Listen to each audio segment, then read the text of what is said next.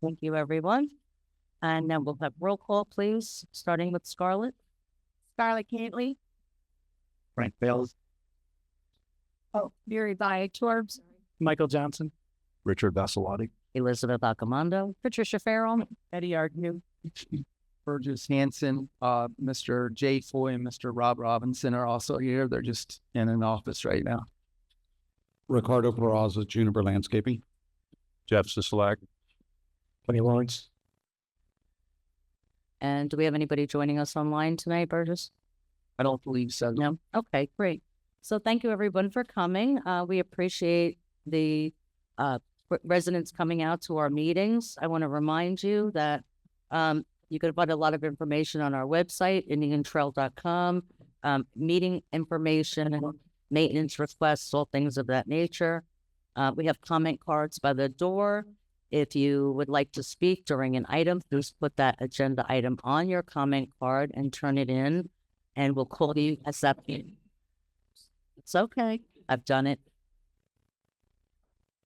We'll call you before the vote on that item. And if it's something that's not on the agenda, we'll call you up a public comment around 7:30.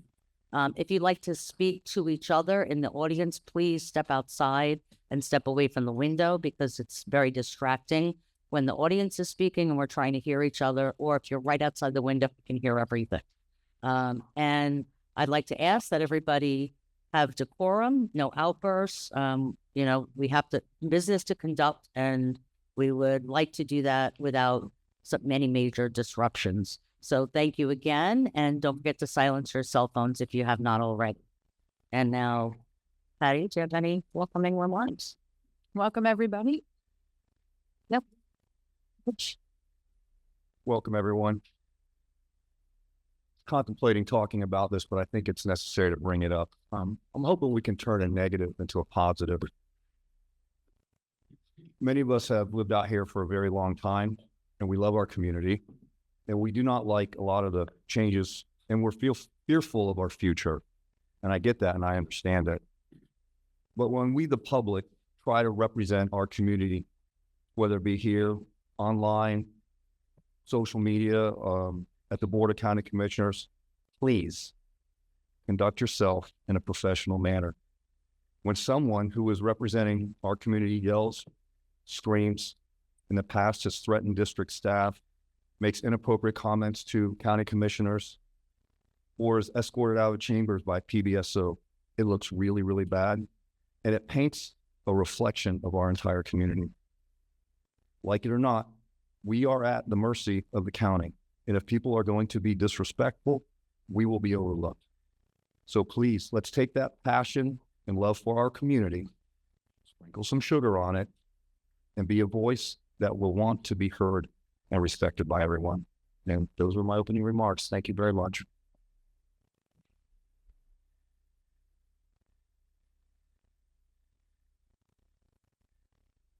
Betty arguing. I want to thank the residents that actually go to meetings and are paying attention. And I understand the frustration. They feel ignored. And quite frankly, the proof is in the pudding. We've been ignored for too long. And so I applaud their First Amendment right to be able to speak out and say whatever they want to say, whenever they want to say it. We may not like it, but it is their First Amendment right. So with that, we got that. Michael? Okay. All right, then let's get to it. Item 5.1, agenda approval. Do we have any additions, deletions, or substitutions? Hearing none, I'll make a motion. Make a motion to accept the agenda as presented. We have a second. Second. All in favor? Aye. I'm just checking to see if there was any more changes. There seems to be a lot of last minute amendments and additions lately, so I'm good. Okay, you see that it passes 5-0.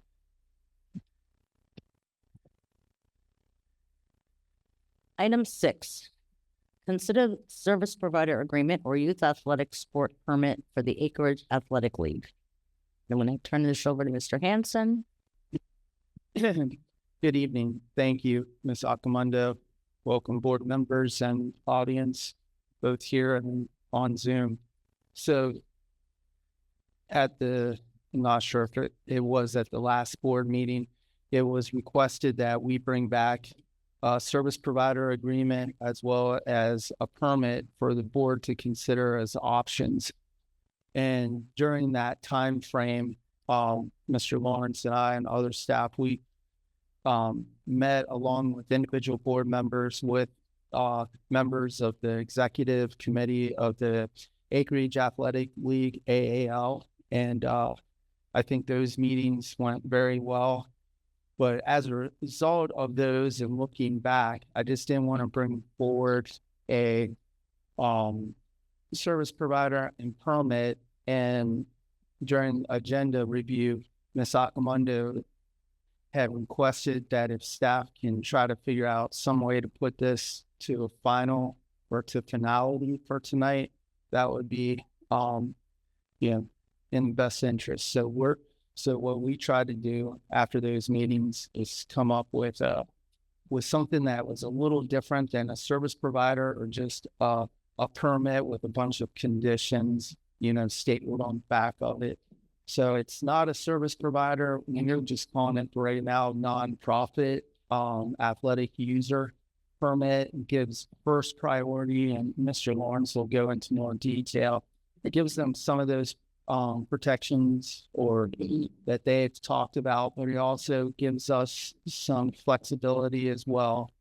And on top of it, it also, I think, gives us the ability to make sure those fields are properly used and are getting the maintenance and the healing, the remediation that they need, which has been important, just not for the district, but for anybody that uses those fields. So with that, I'll Mr. Lawrence start and maybe just go first. Well, let me ask the board, do you want us to go over the service provider agreement, permit, and the latest thing that we did send out to the list over the weekend, the user agreement, or how would the board like us to move forward? Through the chair. Let's going back to history on how this all started. And 2.5 years ago, it was stated at a public meeting that we needed to make some modifications to the service provider and updating them, some legal concerns. And at that time, I questioned what they were. And I said, okay, let's make them. The board directed that they be made. Since then, it has been slow walked back to this board. And there's been a lot of things that have happened and a lot of damage that's been done. And quite frankly, I don't like the direction that this has gone in. And I hope that we can come to a resolution tonight. But when it comes to providing legal opinion to the board about agreements that you wrote, I think that it needs to be brought to the whole board. Just because somebody has an agenda and they're asking questions and they want to make changes, and then to drag it out for 2.5 years and drag a nonprofit organization that has had a historical relationship with this district since for 32 years, drag them through the mud. It just is not right. And so I want to hear everything that's being presented and why we think that these changes are what should be recommended. Okay? Thank you. Okay, the chair, not became Mr. Lawrence goes. So I take serious offense to that, Ms. Argue, because I would slow walk anything. I've taken direction from the board. No, the board has. The board has too. I'm not talking about just staff. But yet I can't receive a legal opinion about the agreement. Yeah. And it's been strung along. And that needs to be on the record because the record is already there, but I'm culminating it tonight. Okay, well, I think we're going to put things on the record. I would like to state that I believe we had a meeting with staff and AAL over the SPA. We made arrangements for them to come back in August so that we can hopefully finalize and move things along. They canceled it. There was nothing back from them until October, and that was to put it on the agenda without having another workshop to review their SPA. So as far as I'm concerned, I think there's been some delaying and slow dragging on more than just staff, us. It's everybody. I'm not going to go into the nitty gritty details, but I can dispute every single thing that you've said and give the reason Please, why. go ahead. I'm not going to. Well, why? Because you have nothing. No, because I have everything. You have nothing. Otherwise, you would already. You would never have any problem let's- putting everything out there. That's why you have nothing. No, because That's stop, please. why are you looking at me and telling me to stop? Because this is going on. I'm looking at both of you. Okay, but you're looking at me. You can look at me too. Let me turn my chair. There we go. Better. Said, ladies, Daryl, let's not argue over this. We're trying to come to a resolution. There's been a lot of issues. And yeah, it's taken a lot of time. So let's try to resolve it tonight so they can move forward with their games, with their season. That's what we're trying to do tonight. What I want to know is what lot of issues have there been? We don't need to. That's We're what I going wanna to know. rehash every single thing that we Because they're all every petty. month. Mine's all petty. Okay, in your opinion, and that's fine. We're not going to argue. Mr. Lawrence, hold on. First of all, do you want to hear all three options? Have you had your, excuse me, have you had your meetings? What would you like to hear? I want to hear a consensus from the board, not just from one person. Everybody has an equal voice. Exactly. No, I said, I don't mind hearing the update. Yeah. Okay. Changes. So, The click notes. okay. Same. Same? I agree, especially on the new one that you guys Okay. worked on this weekend. There we go. Thank you very much. Mr. Lawrence. Good evening, Board of Supervisors, professional staff. I'll look. Some of the changes that were kind of discussed over the last week with everybody and some of the concerns have always been obviously the financial reporting and getting a lot of the documents in on time that the original service provider agreement was requiring. So that was one of the things we kind of looked at based off of it being called the service provider agreement. That was one of the reasons we were stuck with the records law. Having this agreement this way allows us to kind of get around some of those areas. This agreement, the term of the agreement would actually start in fall. It being proposed start would be about a year. If everything went smooth, then it would be extended for 4 years from that point forward. This, just like the SPA, is subject to the permit. Each little permit will basically give the district a package of what that season would require.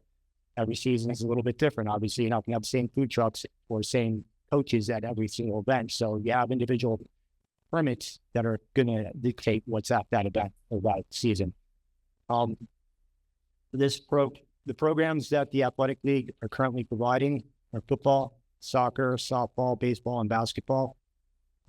Based off of that, the locations that were chosen to put in this agreement for now is ACP North, Sycamore Park, and Temple to meet those requirements that everybody was looking for. The in-kind benefits are all broken down right here. This was based off of an average use of the park, just ACP North itself.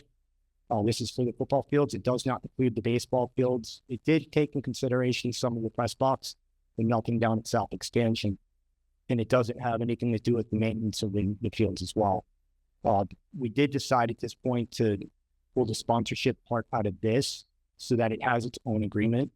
Reason being, in the future, if the board had a reason, like say budgeting was a problem, they could actually pull that from the budgeting for that year and maybe reconsider it the following year. Because this is an agreement now, we're able to eliminate a lot of the reporting requirements that was in the SPA itself. So a lot of the finance stuff is pulled out. The only thing really being asked for this time is the same documents that we would require with the permit itself, which is schedules, affidavits for background checks and things like that, certain state statutes. That's it. So, other than that, there's been some discussions about potentially extending light hours at ACP North. Kind of talked about going till 9:15 for the fields, 9:30 for the parking lot, to allow for everybody to have sufficient time up there. I did mention that it would be a policy change because obviously the lights are till 9 o'clock right now. It does affect additional costs as far as lighting going an extra half hour. It doesn't seem like a lot, but over a week, 6 days a week, throughout the year, it does add up. Let's see. A lot of the other stuff is basically staying the same.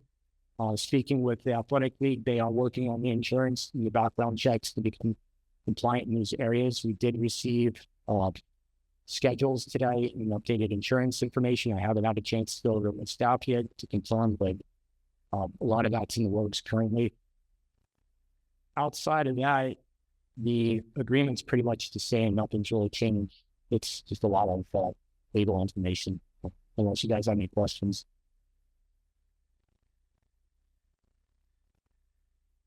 I'm sorry, at the very beginning, you were discussing with, what's the agreement length for?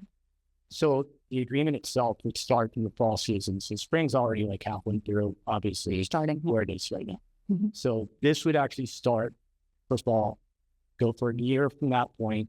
And as long as there's no issues with the permits or any of the information that everybody needs, obviously we discussed with the board. It could be extended for another 4 years, giving it a 5-year term. And the fall season starts July, is that correct?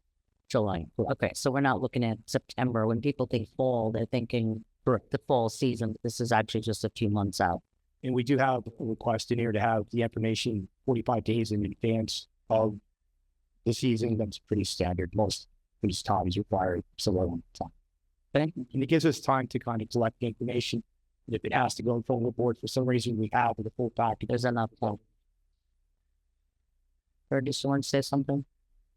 Yes, I'll just quickly follow up on that. So it used to be 60 days and we trimmed it down to 45 because I just don't think we needed the extra 15 days. Okay, I think that helps.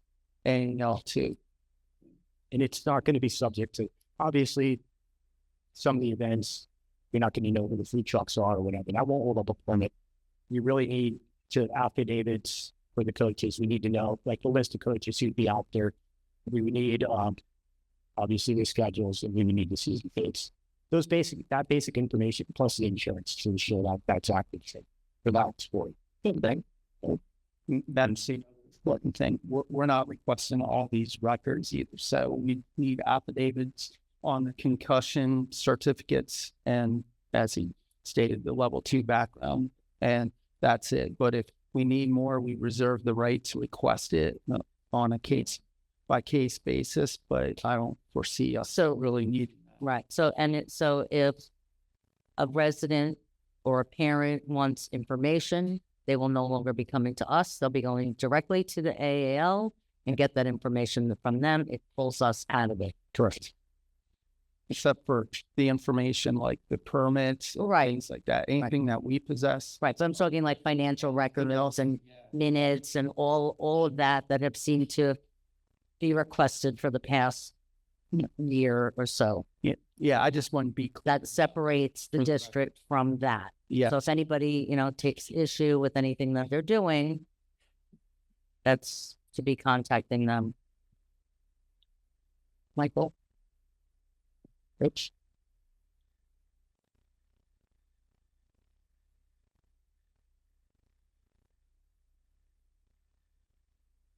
A few questions. First off, for Carolyn, the slide tour. Can this not-profit athletics user agreement be amended or changed at any time? So it's signed, it's done. Let's say we're in our first year, seeing how things are going. Obviously, things can be dynamic. Hey, maybe we should have done this, or the AAL has a suggestion and said maybe we could do that, and brought to the board, and we could say yes, we could change that. Is that possible, or is it set in stone? It's signed, and that's how it is. Changes would be by the agreement between parties, between the board and the AAL during the term that's established in the contract. They agree. Okay, so that would be something we could talk about. Or whatever we're talking about. Is it an agreement for If it's a permit, then the board has more control, and I would think over the terms of a permit. Like you're essentially putting contract-like terms into a permit as conditions. So you're not automatically something that the board can change, raise it to the, if there's some issue that come up, you can raise it with the permit holder. Okay, you can mutually agree. Okay. Something else that I spoke about in the past when we had our workshop and everything. If this is possibly the way we're going, I want to make sure, I'm very serious about this, that if there are practices going on, that somewhere there's still some field space available for the community to do their own thing. If they want to play catch, if there's a group of 7 kids, I want to have a pickup game or whatever, I want to make sure that is that's available. I mentioned the incident 2 years ago when a group of 10-year-old girls were ejected because the AAL didn't like them, neither their what they were, their evaluations when they had that whole entire field there. I thought that was inappropriate. And then just recently, apparently, someone made a valiant effort just 2 weeks ago, whenever it was, to have another group of kids ejected. So we definitely need to have some field space open somewhere for these residents that pay taxes out here that may not be a part of the football league or something like that, but they need somewhere to go. I understand on game days and the fields are locked down, I get that. But when we're having practices and we have all these fields, you know, maybe they can be directed to the South Expansion Park or something like that, but we got to have some fields. I have other things too. Do you want me to keep going? You want me to talk about this? Does anybody want to talk about this right now? Did you, I was just doing this quickly. So in the upcoming fiscal year 26, and of course it'll be, you know, up to the board to approve it, but we have the grant for Citrus Grove Park for permanent lighting there for that little field, which we would like to turn into a multi-purpose general play field. So that's one consideration. And then in subsequent fiscal years, we're hoping to also make the recommendation to the board, depending on financial limits, that we do that at other parks, whether it be Sycamore, Temple, Bob Hoffel, those types of locations. So you try to, well, I was going to say, we want to try to spread it so kids don't have to come to ACP or just Citrus. Right. They can go to the different neighborhood parks. But if they live near ACP, I don't see them getting on their bike. I'm not on bikes and driving to Citrus Grove or something else. I mean, it's just too far. It's too dangerous. But that's just my opinion. So, you know, if there's somewhere in ACP where there's an area that, and I think we can work this out, I'm sure. So we'll go with that. Right. So I recently spoke with someone who's in charge of parks for a nearby city. And this person said to me that, and quote unquote, we are crazy for allowing field use for free. Now, I know that some places do that and a lot of places charge. I'm not certain I completely agree with the in-kind benefit given by the district, given that it's on the backs of the taxpayers. So I think we should be charging a flat rate for the use of our fields and facilities. Nothing exorbitant, something that the board and staff can figure out at a fair and reasonable rate. And we have people are paying for registration fees and things like that. And I think some of that needs to come back to the district. You know, what was that figure I saw? $288,000. Was that what I saw? Going back to it. That's just a field use waiver.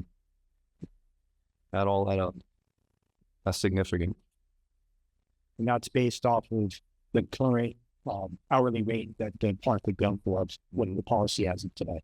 So that does minus out the rest of the year. I'm not asking for $288,000, but some form of a flat rate, something small to give back to the district. I think that's a fair ask, and it's something that we can look into.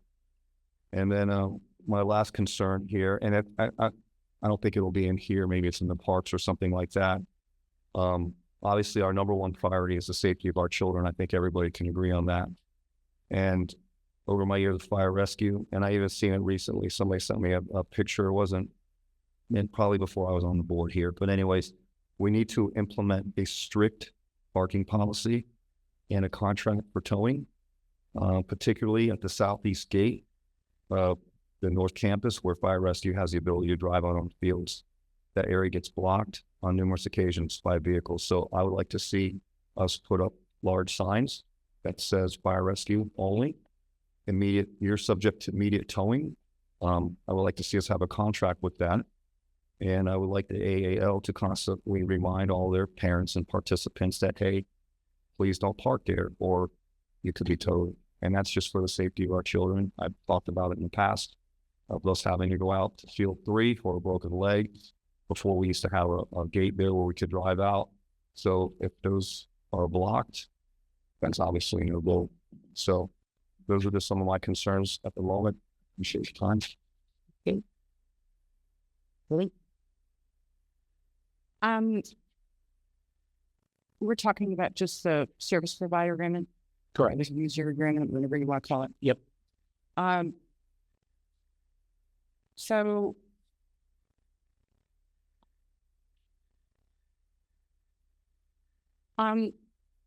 under the previous service provider agreement, all sports were listed in the service provider agreement for the acreage.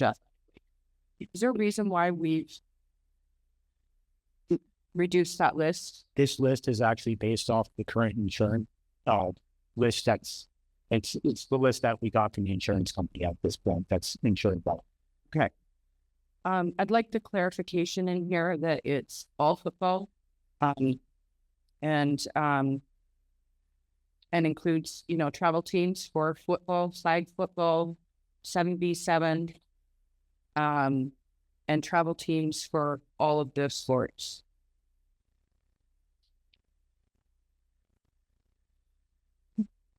On page 13, under concessions, is there a reason that we're asking that all products and merchandise be approved by the Director of Parks?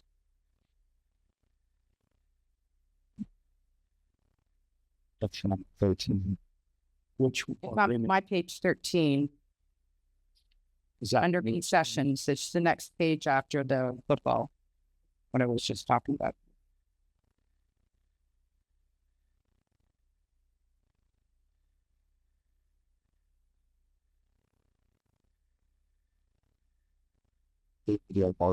Is that is that the most current one? That might be the original. Yeah. 3.02 at the beginning. I mean, what, and we see through the chair, while he's looking for it, say it's just to confirm that they're not selling any tobacco products, alcohol products, anything like that, because those are prohibited for the policy, but we're not there to Basically exclude that, so that they don't have to be providing a list every single time they're doing so. I mean, this can become, again, another burden on staff. Correct. Right? So, I think setting out that there are to be, the things that are prohibited are listed in here. And I think that's fair enough. But actually having to provide a list and have it approved by the Parks Department every single time, you change things on the fly, whether it be, candy or whatever. Yeah, I don't think that it's not Okay. Yeah. Well, can we just put in there what's excluded, prohibited, and then they don't need to have approved? And just for clarification from the board, as far as it's just alcohol and tobacco is all we're saying prohibiting. You need a separate permit for that anyway. Yeah, I understand. Okay. But In the parks policy, it also mentions fireworks and things like that. So the parks policy actually does. we'll just copy from that. Like that's On the one of the things that has been brought up and I'm still trying to wrap my head around, I understand that staff needs to know a scheduled block of time when programs are running. We pretty much already know that. It's, aside from a set date on this is when a Super Bowl is happening or whatever, but we know that flag football season starts from this date and it goes to this date. It's the same every year. And that's something that has evolved with the Acreage Athletic League and staff through the years in determining the best time to rest the fields. And so I'm trying to understand why for each and every sport, we have to provide an actual schedule. And if people are asking for set times, why that's necessary. We know that the program runs, it's Monday through Saturday for this. It's, so I don't understand why we can't set that out in the agreement. And then the only thing that needs to be done and the burden on the staff is providing the actual verifications and waivers for each sport when they begin, because we have to confirm that each one of those coaches have been verified under the level 2 search, correct? Correct. All right. So, excuse me one second. Oh, they're just providing us an acknowledgement that that's being done. We're not asking it's a them waiver. for right, but for a I specific understand we're not asking each time, right? Yes, I know that. Because we can't ask for that. I mean, we could, but the statute does not require it. The statute has certain requirements that are being followed by the Acreage Athletic League. And I think we should be giving them an opportunity to present that and an update on other things that they're doing. So, but besides that, I personally think that we should just have the block times in terms of this is running from this time. We don't need to know that this team is practicing from 6:15 to 7:15. That kind of scheduling is not really needed. And while we're talking about field time and field space, it has always been that we don't have sufficient field space. Okay? That's the reason why we built the multipurpose park on the south side. It's also why we are building another field on the south side. It's not sufficient for the program that is there. And there are a lot of legal concerns, liability concerns, insurance concerns, just to name a few things. When you have non-permitted people on a field at the same time that you have a permit and a program running. And I'm going to tell you that I've had parents coming up to me recently asking me, and I'm not going to go into details, but I will tell you, they're asking me for assurances that everybody that's out there has been subjected to the same thing that the Acreage Athletic League coaches and program has. And the fact is, we couldn't provide that because it didn't exist. So Assurances for what? So, I'm sorry? Assurances for what? These Well- assurances that Well, there's background checks, there's security, there's insurance, there's a number of different things. should we set up a security booth at the entrance and scan everybody when they come into the parks 24/7? I appreciate your ingenuity Just and thinking asking. that that's a great idea. Yeah. But what I'm talking about is A lot of people field aren't going to use. make it. And we're having somebody who runs a program who has responsibilities that we're trying to hold them to, but we're not holding other people to it. Okay? So then let's just close the parks, scrap this the is whole thing. Talk. This is not let's not like argue. argue. Well, you're staring at me while you talk, and I'm letting you know I don't agree. With, So I turned and I looked at I'm you. letting you know I don't agree with You what you're for saying. yourself. I'm talking. Okay. The point is, Can I just say, don't we have, isn't it in our parks policy that tenant under does not need a permit? So can I? maybe we have to look at that. I'm just saying. I'm going to So address that because when that was brought to us, that issue, and by the way, it wasn't just a group of 10 little girls that wanted to play. It was actually a travel team.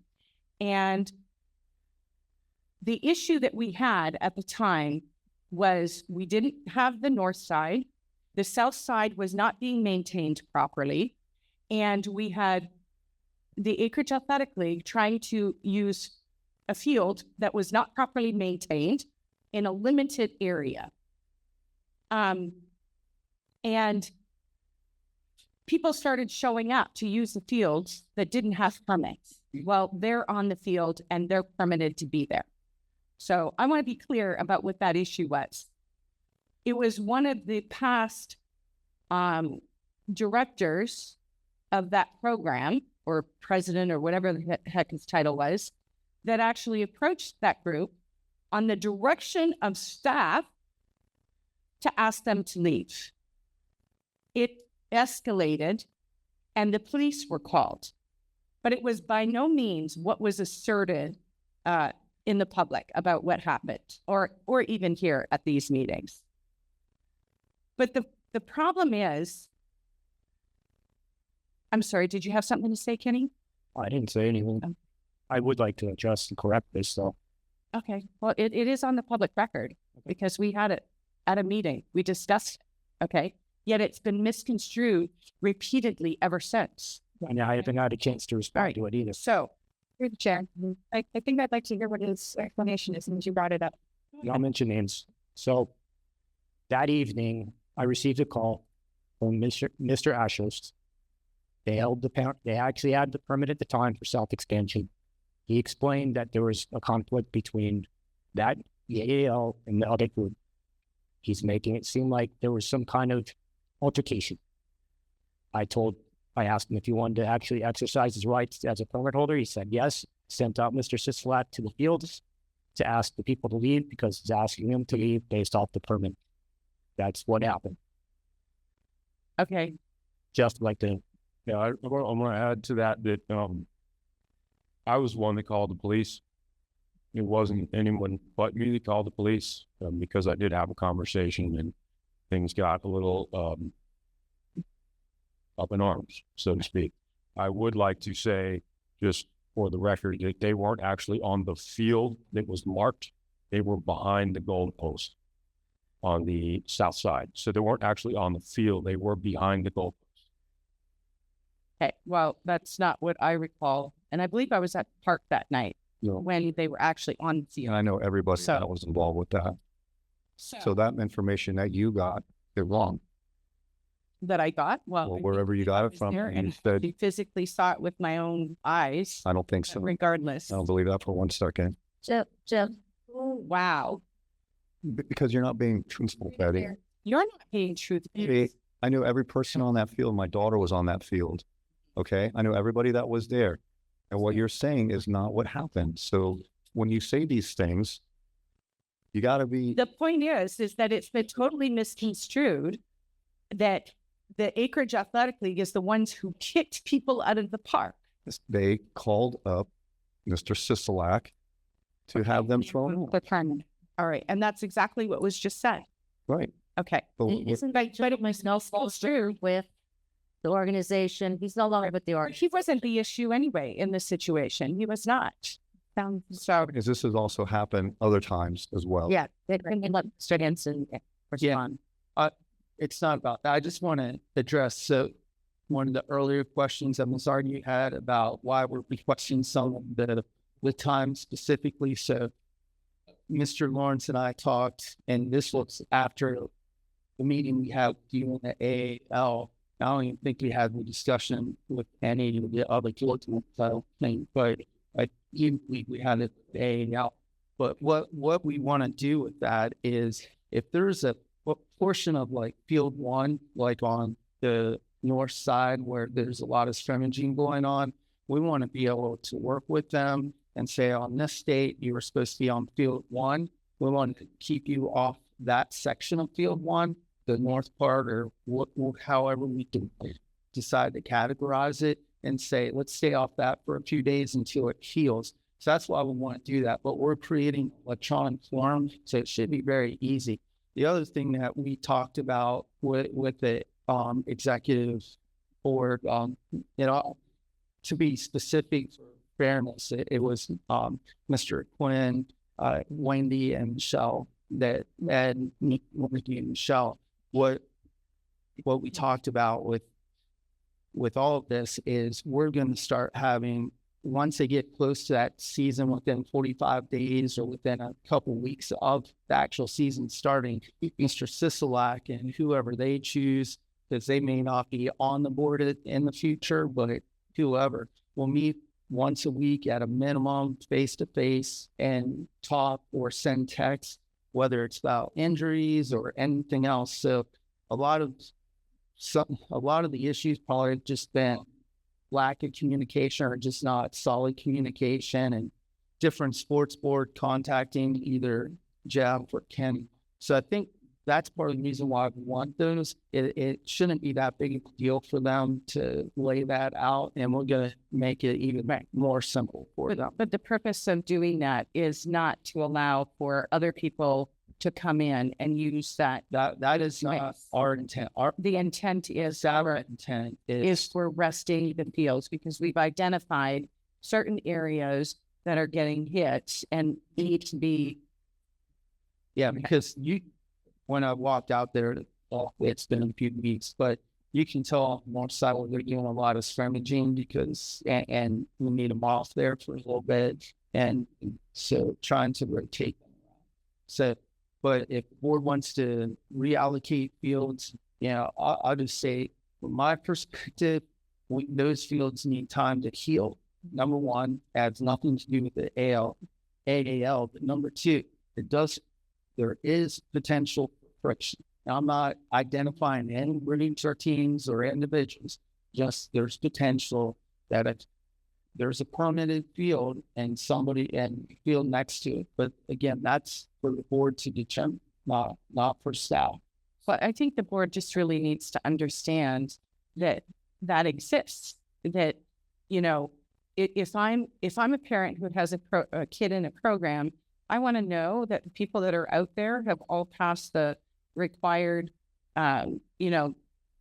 whatever training and clearances, that some random guy isn't out here on the field with a bunch of kids and we don't know. And then, of course, the whole issue of liability. Yeah. So are we going, it's through the chair, please, Mr. Burgess wants it. So are we going to background check every parent? Are we going to background check spectators? But where are you going with this? I don't understand.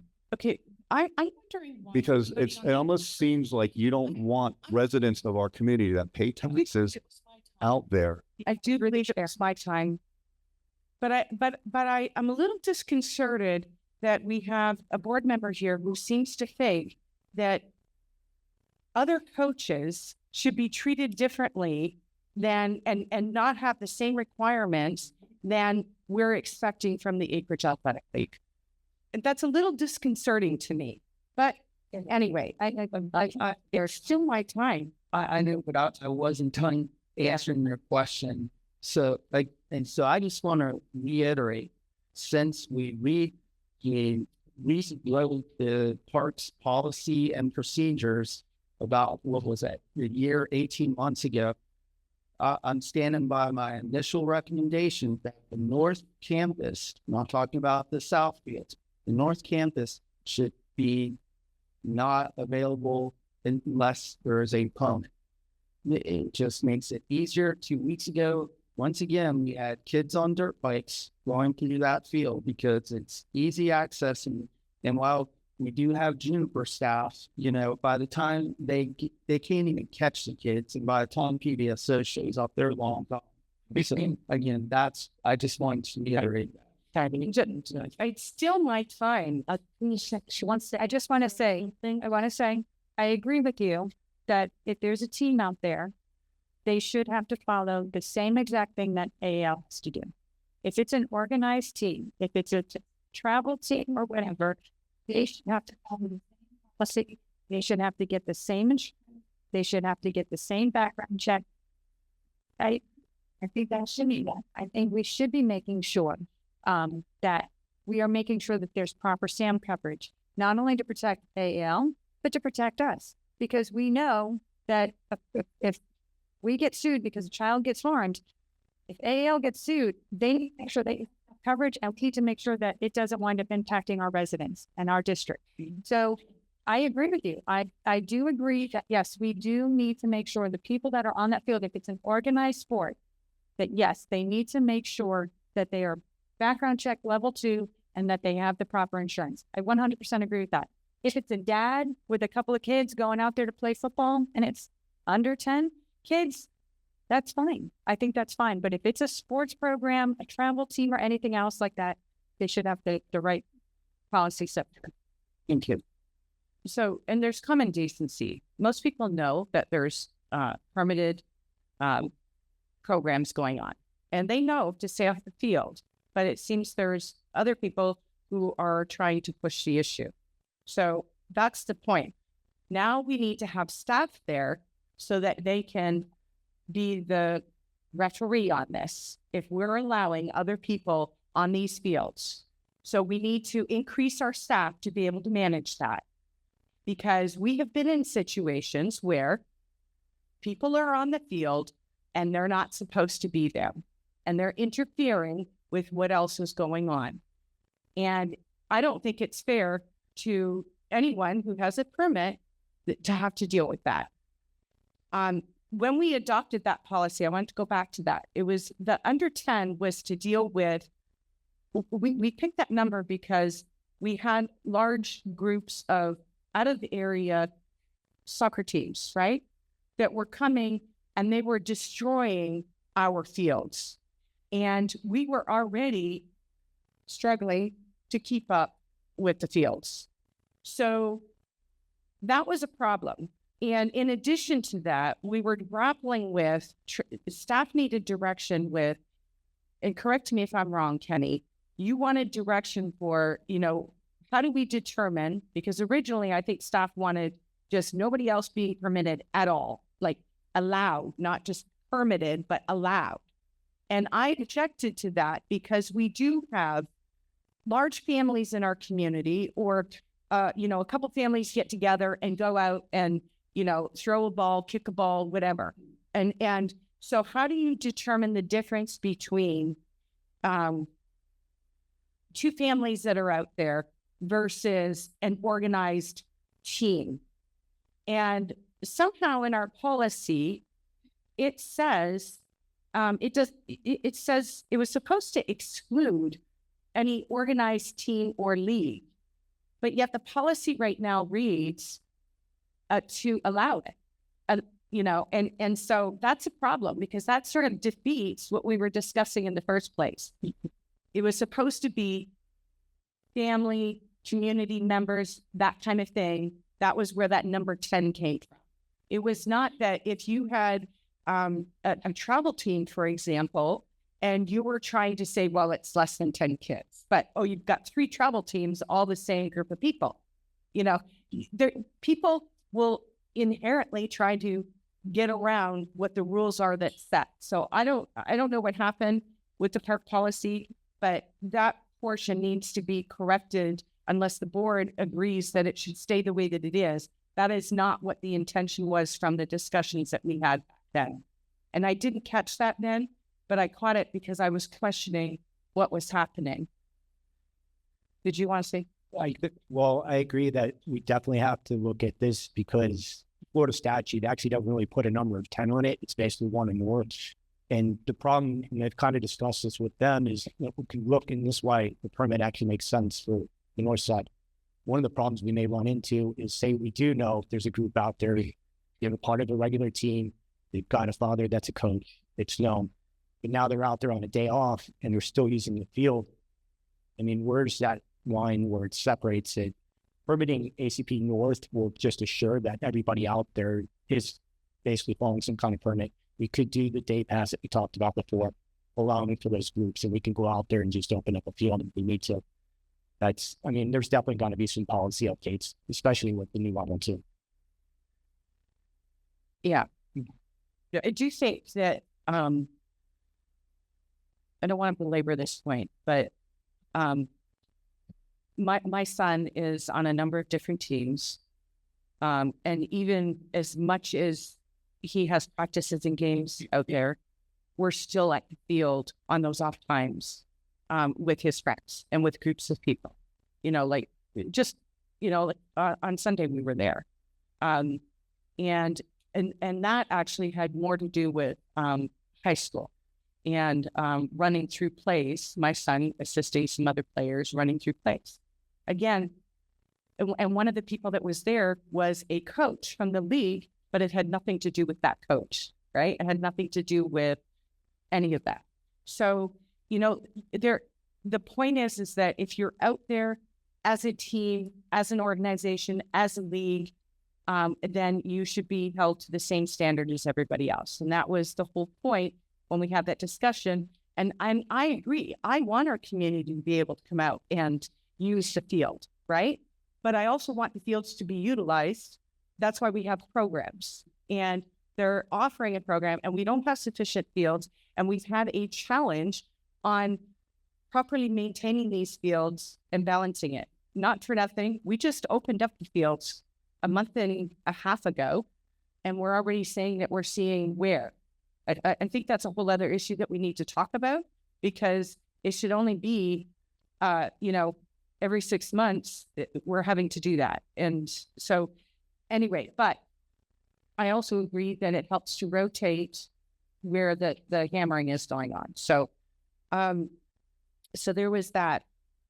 I was a little bit concerned that under section 3.03, it talks about just a select number of parks being identified as, you know, what facilities are included, when we've included Citrus Grove for when we need to move them, when we don't have fields available. And also it does not list South on here. And we've talked about that as well.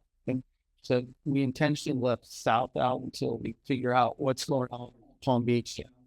And we just, if they need additional fields at Citrus Grove or anything else, they can easily put in a permit and get it.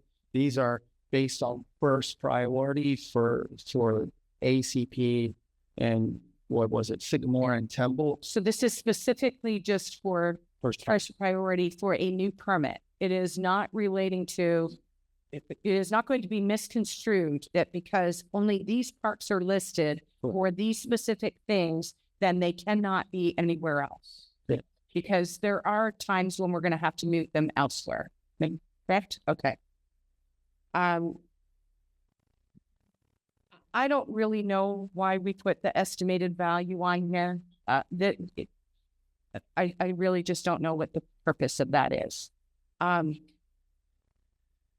Again, it goes back to the district has the authority to run recreation. And we could spend a lot of taxpayer money running these programs. But when the board and the community supported having parks and recreation, the Acreage Athletic League already existed. And the purpose was that they would be the provider, the district would run the parks. Okay. So in essence, there's a burden that's being taken off of the district that municipalities and counties don't have, right? Because municipalities and counties actually have an obligation because of what's there, and that's expected by the taxpayer. So typically, if you look at the counties and the municipalities that I've looked at, their user agreements for for-profit programs, those people pay. But for nonprofit and I'm pretty sure that the one that you included in the backup with Royal Palm, there's no charge to that nonprofit and that sports league. And again, I'm sure we can find examples on both sides. But the thing is that we don't charge because that's our part of what was always the historic and legacy agreement between the district and Acreage Athletic League.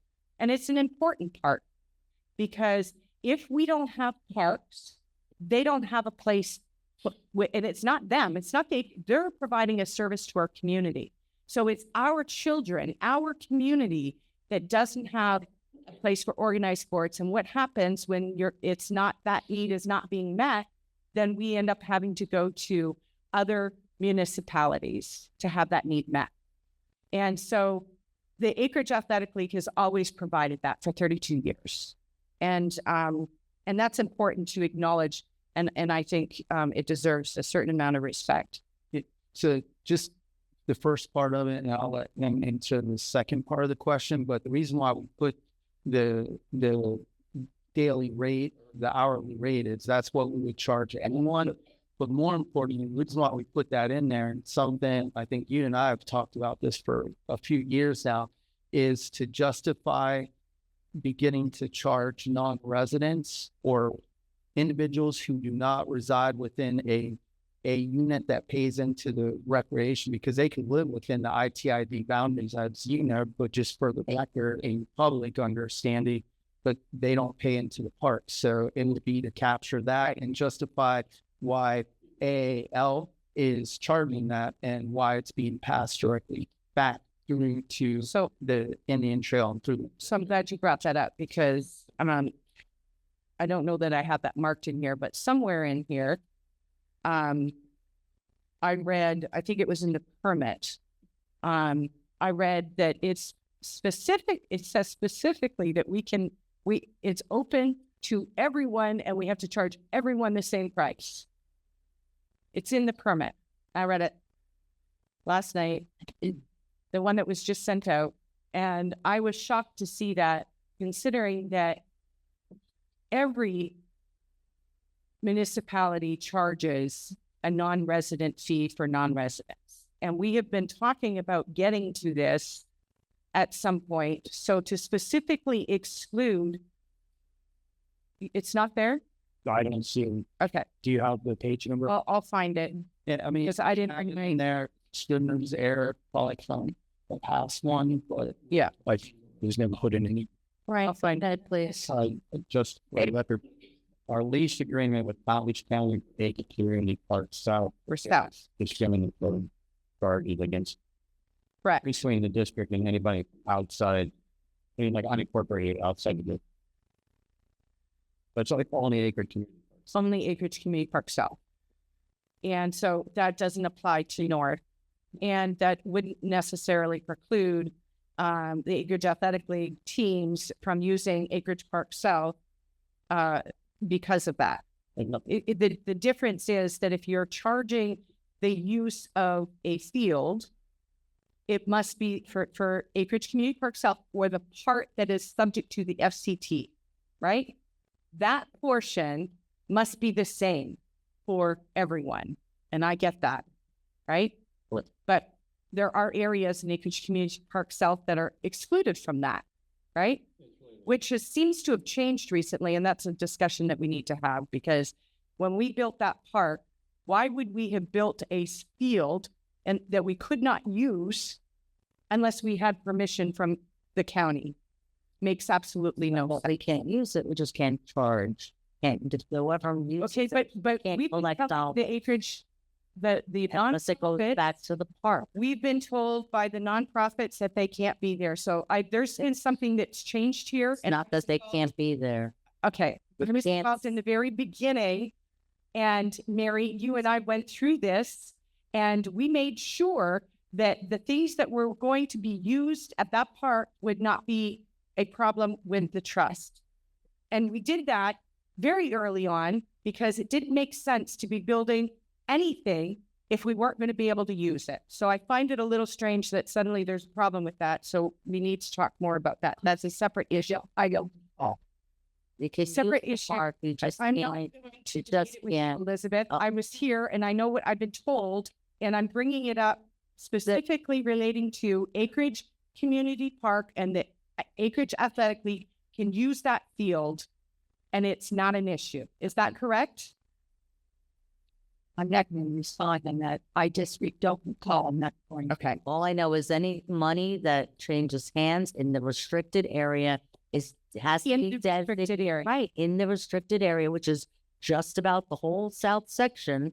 except for the amphitheater, 3/4 of the lawn, and a portion of the parking lot. That is the only place where money can change hands and it does not go back to the park. All right. And believe me, I researched this because I ran into this problem. So believe me, I looked into this and that is it. And that's why we're trying to resolve that on a level where I'm not. how are we going to fix this? That, but I'm Right. going to So tell you don't, that you I know, was here through I- all of that. well, somehow it got missed back then. Yeah. I wasn't here, so I'm not going to say, all I know is what the facts are today. Kenny, did you want to add something? So the municipality you guys are talking about, the way they do it is they don't charge the nonprofits for the rental. What they do is they charge 20%, which is usually between $25 and $35 a non-resident fee. And that's something they'll collect within 15 days after that season started, basically after they collect the funds. So that's how they do it. It could be a little difficult in this situation because you can't really track the funds. I pulled up the actual permit right here. The part that you guys are seeing where it says fee collected, this would actually be signed by myself. It would have a waiver in that spot. The only other spot that has anything is it says additional fees and requirements may be applicable depending on the type of event or activity. Obviously, if this event is fee waiver, there's no fees. That's not what I was referring to. And when I come across it, I'll point it out, but it was definitely in, I'm pretty sure it was in the permit, the new permit and not the other one. And it definitely said, that it would be the same fee anyway. So I can't remember the exact wording, but it said that the fee had to be the same across the board. The thing on the insurance, again, I still have an issue with this. And we had some discussions during our meeting, and I'm wondering what answers you have with respect to the things that were brought up there. And I believe one of them related to the golf cart and whether automobile insurance was required for that. Aegis has requested the full liability package, which Wendy's working on right now. They're trying to get that with what was presented that they emailed us. I forwarded that to Aegis, and it wasn't enough information for them to actually clarify. So that's why they asked for the full package. They don't have an answer at this point. Are you paying Aegis for these additional reviews and things? Because I'm finding it typically the board set the policy, the board, and adopted it in our policies, and that was that. Why is Aegis so involved in things? And it seems like they're making decisions on behalf of the district. I don't know. I'm a little confused. Yeah. You're the chair. So they're here to protect the board or district, and they're making recommendations to the board. The board sets the policy, but I do have Brett Grimmel and also Ms. Heiser was here. I'm not sure what she was, but yeah, so they can address some of the insurance requirements. So we've been trying to work with Ms. Tarago on some of these issues. So the question was, do you have to have automobile vehicle insurance if you have a golf cart that the league uses at the park? So do we get an answer on that? That's what we're waiting for. They didn't have enough info to be able to give us that. I'm unsure. Well, I'm unclear. Who didn't have enough info?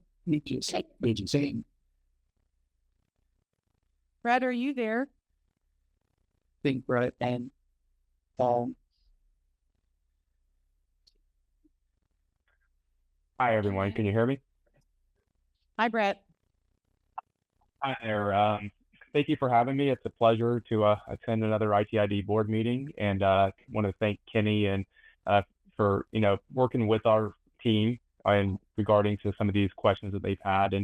And Betty, to address your first concern, no, Aegis does not get any form of additional compensation for any opinions rendered or whatnot, and they are just recommendations, best practices that our loss control and claims team often will look through with the filter of how do they best protect the district from unforeseen liability that could easily be prevented, especially when it's caused by an outside entity's exposures being brought onto district property. So regarding the golf carts, that was just a last minute question that came up. Most of the time, a golf cart is not going to be something factored into an auto liability policy. But if it meets the definition of what's known as a low speed vehicle, where it's required to be licensed, then it could. So really what we were just looking for is we have not been provided full policy information to render any kind of opinion, just a confirmation of coverage with limits for each. Obviously, there is currently no auto liability policy that we saw on that confirmation of coverage for the AAL.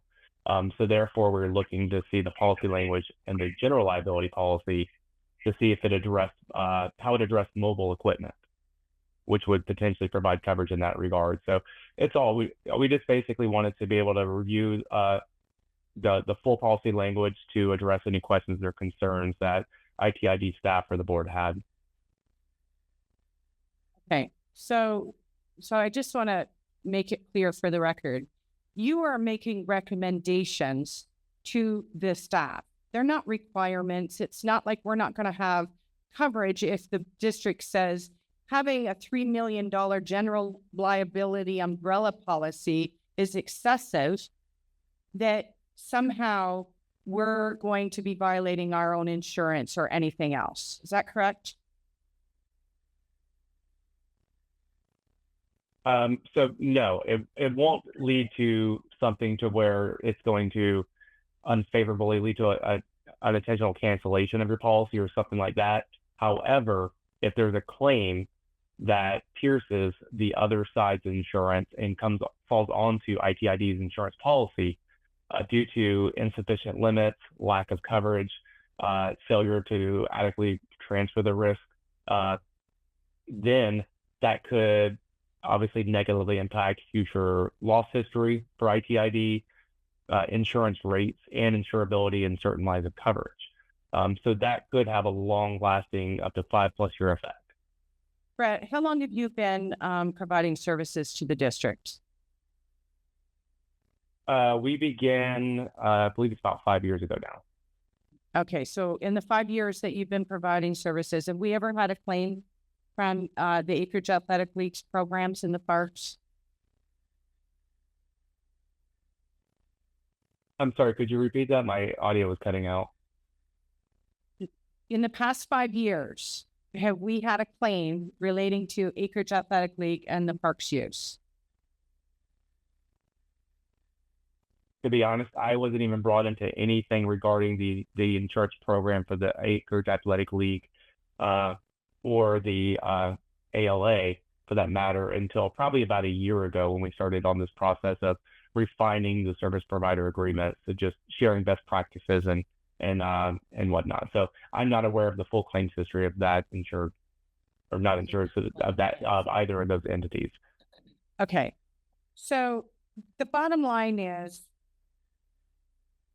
when other municipalities in the county aren't even requiring this excessive amount of insurance, I would urge the district to look at this again and bring this back to the board for more reasonable recommendations, because I keep hearing that, oh, Aegis, deferral to Aegis, and that's great. We can make recommendations, but ultimately the decisions that are made by this board need to be practical and reasonable.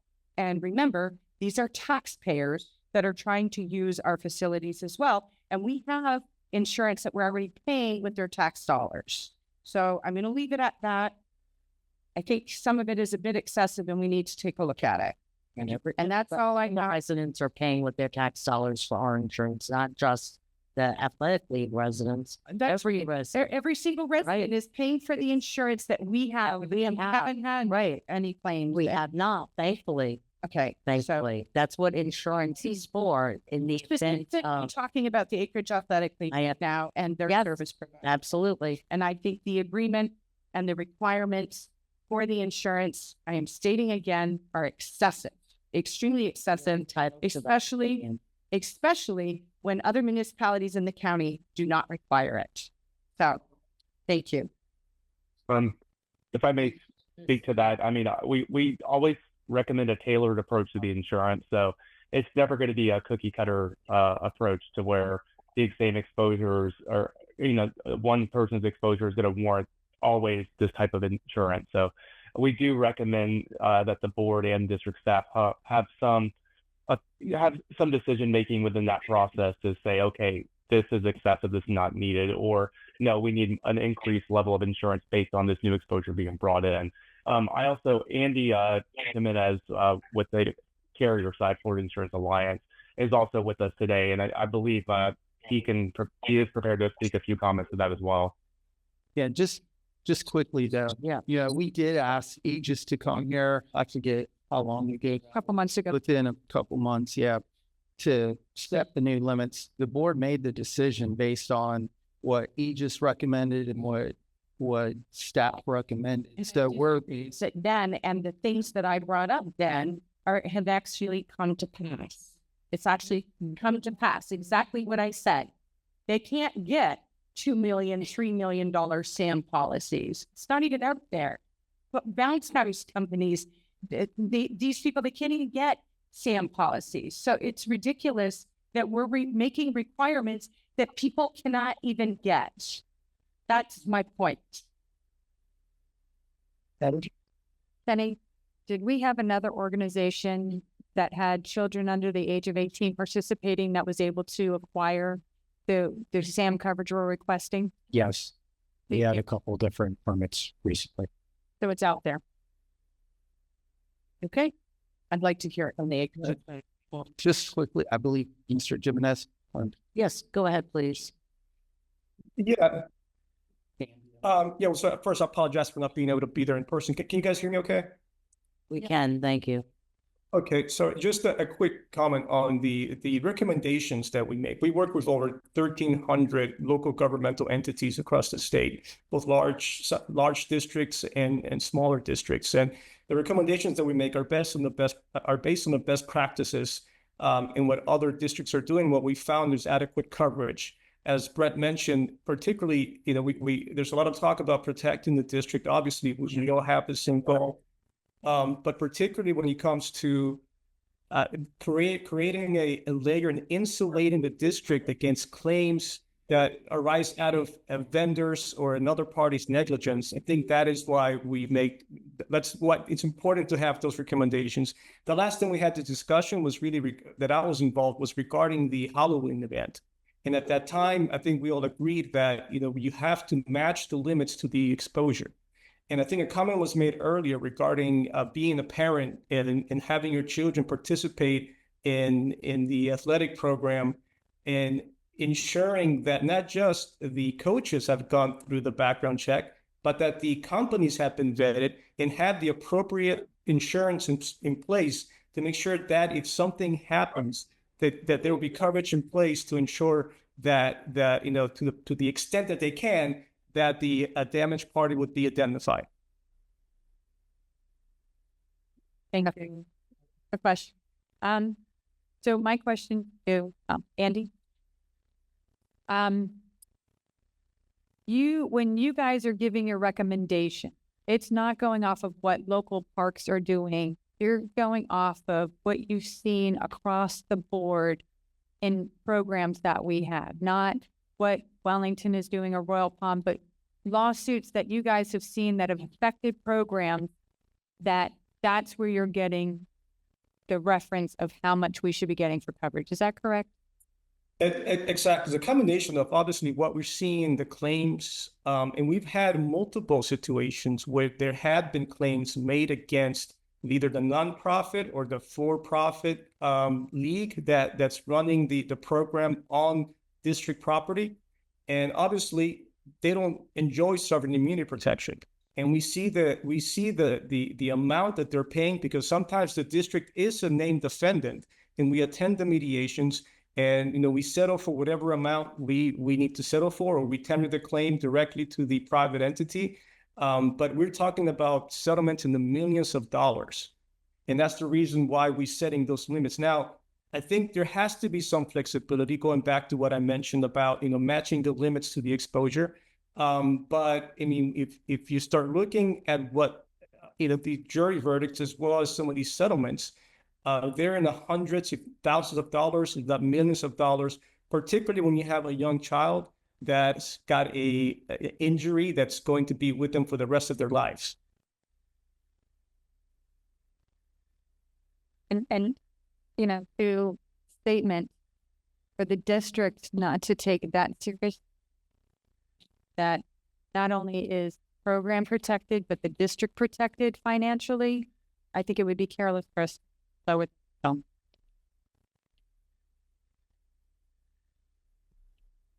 Oh, Rich. But I apologize if there was a question. I think the audio was going out, so I didn't quite hear that last comment. There was no, it was a comment, not a question. Thank you. Kenny, anything else? Not unless you guys have further questions. I don't. Burgess? No. Would anybody like to make a motion? I would like to hear from the Acreage Athletic League since they're the party to this agreement. Did you guys want to speak? I know you said you were. It's up to you guys. You don't have to. I have a question. I don't think they even saw the final contract or what They they did. proposed until when? When did you get that? We sent it yesterday, but again, Yesterday. yeah. Have you guys had a chance to review it? Do you have questions? I have questions. But who's going to be speaking for you guys tonight? They didn't want to say. I just have questions.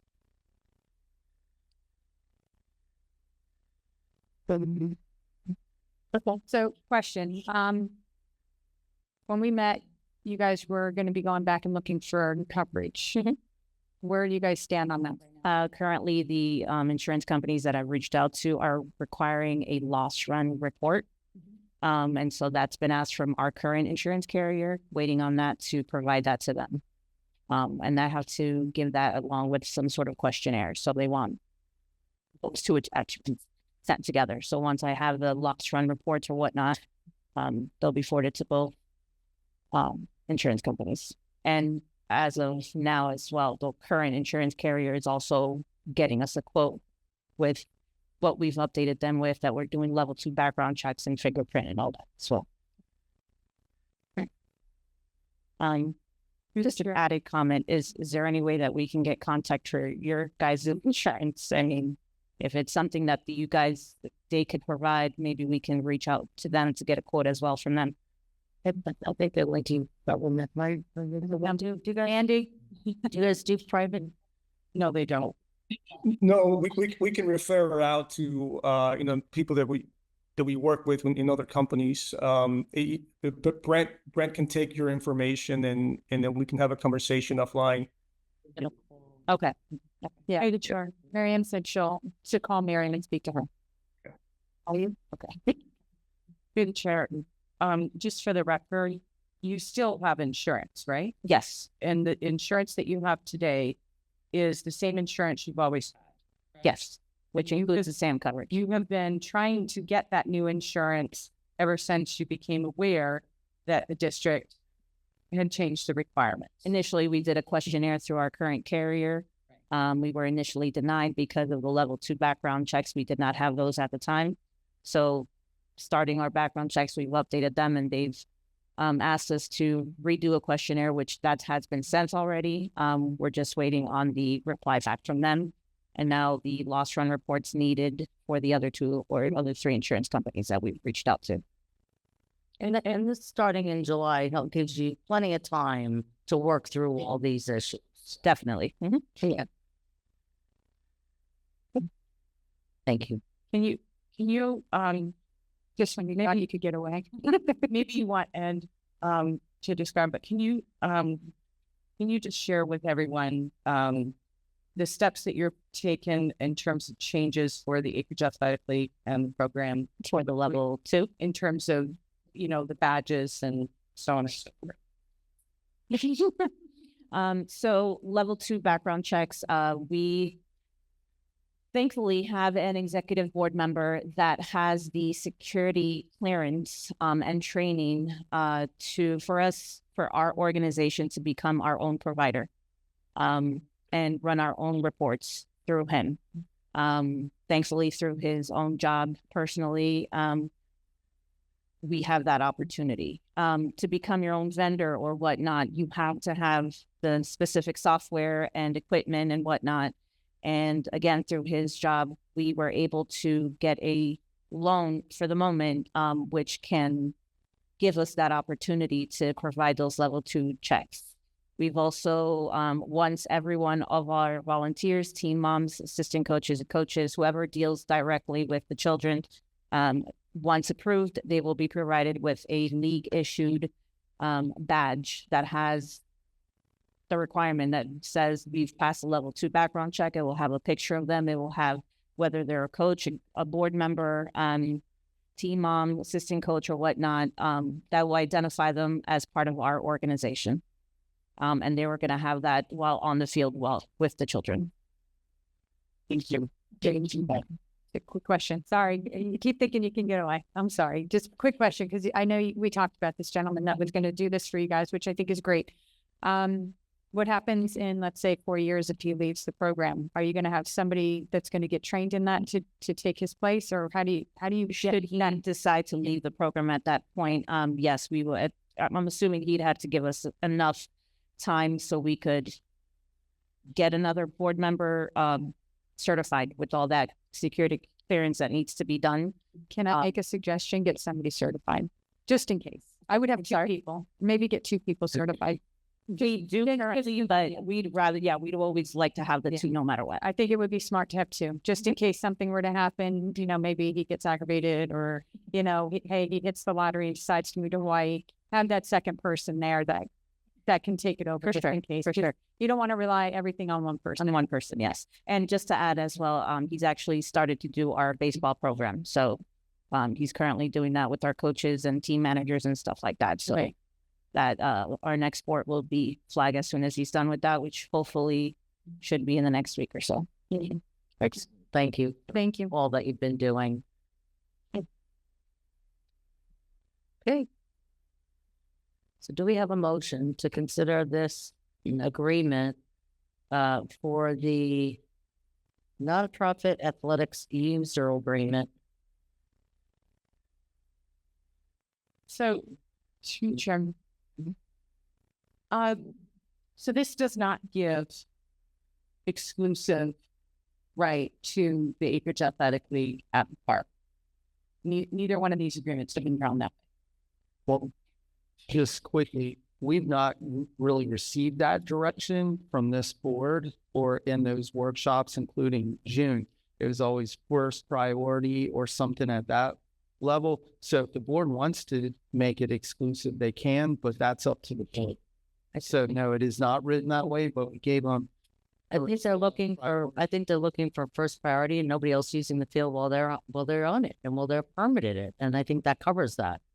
Well, But it doesn't do what you were talking about in terms of nobody else being on the field and giving the fields the time to rest. No, that's something that, I requested that with the parks policy and I continue to request that. I understand about wanting residents to be on there, but if you look at what the county and other municipalities are doing, these athletic fields, they are locking them down. If you don't have a permit, get to go on. so And why don't we, we even, I'm sorry, no, just quickly, we've even created like, it's, again, for the fiscal year 26 with the, putting a field over there for general play. And, again, with the South expansion, I don't know how to handle that one yet. Gotta have some with the county and state. so let's put that issue on the agenda for next month and bring that back to the board and let's get that resolved once. Yeah, We were because talking about self-part. Well, no, we can't talk about South Park because there aren't the answers to that yet. I would love to have those answers, but no, for the for the policy, correct. We also have to change the light schedule to push it out to 9:30. right. And there was something The fields, I'd like separating the fields. So field 1 would be field 1A, B, C, and B, so we can move from A and B to C and D based on that. That's an operational issue. That's not a permitting issue. Yeah, let's be on the policy, basically, just explaining it there. Right. Not the So business. let's, I don't even think it needs to be in policy. It's operational. It's you working with them and doing it. right. But if it's not a policy, like you said earlier, somebody is going to come back later and say, well, the policy doesn't say that. And you brought that up yourself. So maybe we kind of do. That you brought that up because now that we're talking about that, the way that the fields were always maintained prior to our current staff was exactly how you're describing. So it automatically happened. Okay. There were areas that were blocked off so they could give those fields the space and the time that they needed. So it wasn't in a policy, it was operationally. If we're going to put it anywhere, then I think if it's only applying to, I personally think that the Acreage Athletic League deserves, after everything they've been put through, to know that they have Acreage Community Park. This issue needs to be put to bed, and it needs to be longer than a year. Okay? We've been talking about this for 3 years now, 2.5 years, whatever it's been. I'm tired of talking It's an about automatic renewal if everything goes according to plan. And after everything that's been going on since last summer, and we've had this conversation, they're fine with it. So I don't see any fine with why because they want to accept whatever we're willing to give them. And I'm saying that I want to I don't think that's the case, but that's fine. But I still think there's certain things in the parks policy we need to address. So we'll discuss that and have that on for the next meeting. Patty, do you want to say something? I do have a question before we make that motion. As of right now, they're not coming up with the SAM coverage. So in order to approve SAM, they don't have that coverage we're asking for. They have what they always had. And if we're asking for higher, which would protect them and protect us. Okay. So what we have in our policy currently is 1 million to 1 million, correct? Correct. Okay. So my question right now, they don't have that. We approved this. I think it's going to be an approval tentative to them providing that SAM coverage we're requesting. Unless policy changed and it was adjusted, yes. Right. So I'm it's a requirement of the agreement that they provide them. right. Okay. As long as we know that it's part of the requirement. Okay.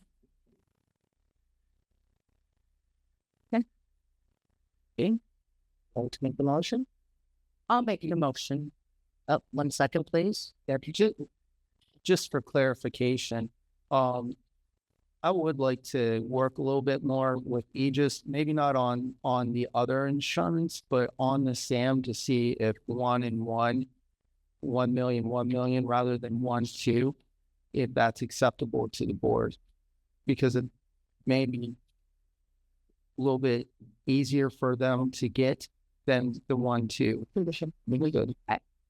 I would love that leniency if I knew that another organization hadn't acquired it, but knowing that another organization that has utilized our field has acquired it, I don't think it should be an issue.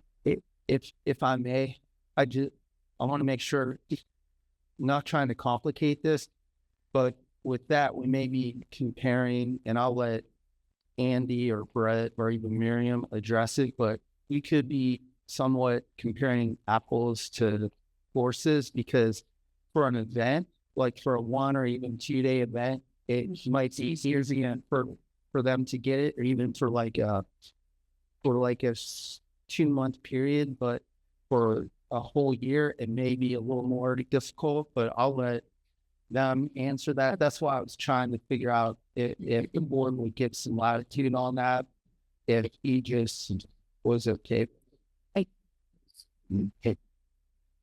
Is that something we can look into? And if that's what we do, we can always change that within the policy next month, and then they would just have to conform to that. Mike, did you say? No, I kind of agree with Burgess on some of the permitting, and then when we talked in the meetings with them, the one-on-ones, the main thing was, is there going to be any interruption for the kids? That's what they're this is what we're here for. Is it Exactly. works for the kids. So, either the permit and the SPA. I mentioned too, would we still be able to sponsor them, whether it's a permit or an SPA. Like you said, that would be, because we don't want to take, don't necessarily we need to take that away either.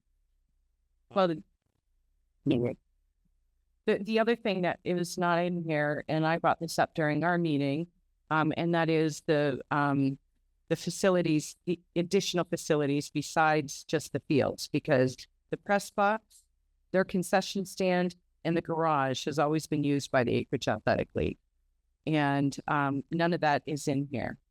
So I'd like to make a motion to go with the permit process. I understand and I appreciate what staff is saying. You're trying to create less work, but in the creating less work, be mindful of the fact that it is to create less work for staff. We're not trying to create an additional burden because the taxpayers don't want to be paying for that. So the things that I brought up earlier in terms of removing the requirement for concession stand, those kinds of things. I have. Okay. So just quickly, do you mean the permit or the user agreement? The user agreement. The user, yeah, the user. Yeah, before that's much. Well, which, So the user agreement is the one that outlined, it took out a lot of what the SPA, right, it put in some of the other things with the length of time, the parts, and what you just went through, except we'll take out the issue with like the list for inventory and list something else you asked for. No, can you? there was a few modifications in here. Yeah, there was 3 items. That I forget. The first one was adding the football clarification for travel and teams and things like that. List of prohibited items for the concession. And then the last one was 3.03, clarifying the priority of the parks. And I do want to add something in here that addresses staff's concern and protects those fields, in particular right now. And so I do think that the user agreement should be to the Acreage Athletic League, and that's it in terms of the facility. So Giving them first priority automatically. So but having said that, that doesn't mean that I think this direction that staff wants to go is closing the park when it's not being used for Acreage Athletic League on the north or side. the north side. But this week, yeah, the north. Right. That's what I said. Right, yes, it's out. Yeah, I just want for the record. Yep.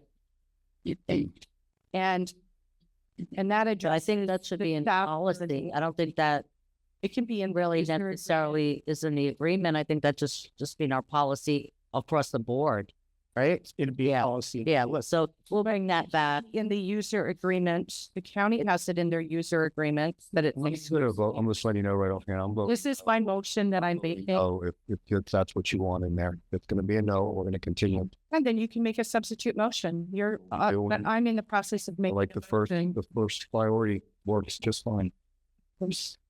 It's my motion. Thank you. So that's what I want to know. Thank you. So did you want to make a motion? Can I just clarify? I'm sorry. So your motion for the last part of that was To add the exclusivity to Acreage Athletic League to the North Park. I make a motion to accept everything but the last motion to exclusivity to the park. Like, did we, That would be hold on. substitute. So slow down. Do we have a second for Betty's motion? Is that the same as, well, permitting, it's permitting, right? For exclusivity? Yeah, it's the user. Well, it's In the agreement. very basic, just to be clear, from what I think you're speaking to is no one else could pull a permit for the North Athletic Campus at all, other than the AAL Ever. through the nonprofit athletic user permanent, whatever, user agreement.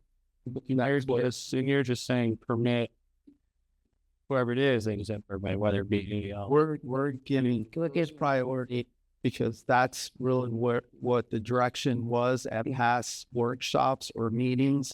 So it's entirely up to the board if they want to do exclusivity. What my thing is with North Athletic Complex is that should only be by permit only. Whether you want it to be exclusive only to the nonprofit, I'm fine with that too. I just don't think those fields should be used unless there's a permit. Okay. And I think that also gives some level of protection to the AAL indirectly, for not security, but whatever you want to call that. like in your Priority. and that's not what you mean, right? No, I'm talking about the exclusive use special. Yes, it's not unlike what happens at Oklahoma Park for baseball or in many other facilities throughout the county. It's giving exclusive use to one entity to use it. Is that, just to clarify so that we understand it too, are you referring to just exclusive, just the league, or to the sports and the programs that they provide? Because most municipalities, The Acreage Athletic League, so that includes all their sports that they provide. so basically what I'm saying is any non-competing sport or program could still permit that one. Well, you see, that was the concern that I had because the original Acreage Athletic League service provider agreement included all sports. Okay. And some reason we have eliminated it down to certain ones. So I would have it say all sports because they're the athletic service provider. It has been in this community for 32 years. Okay, back to the second of Betty's motion. So can you, I just want to make sure those points are in there that she stated. Because I just want to make sure this is a clear motion or any of the subsequent mentions are very clear. So, Prices and legals. okay. So we didn't have a second. So now, Patty, you came up with a substitute motion. And can you repeat that, please, for the record? All right, so motion to consider the youth athletics sports permit for Acreage Athletic League to include also Betty's changes to remove the required list for a concession stand and add unapproved items. Clarification on the football, making sure that we hit the gamut of all football programs. Yes. And then clarify the park usage, which would be the parks that they would be allowed to permit to. Do we have a second?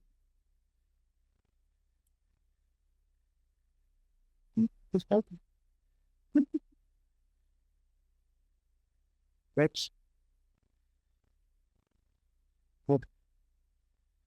Second. Okay, Michael second. So we've got Patty, Michael. Public comment quick because we're past our other public comment. So do we have any cards? And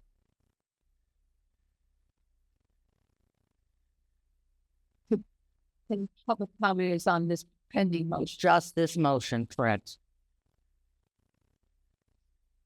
It should be on the whole topic since it's an agenda item and the public hasn't had an opportunity to speak on it. Blue,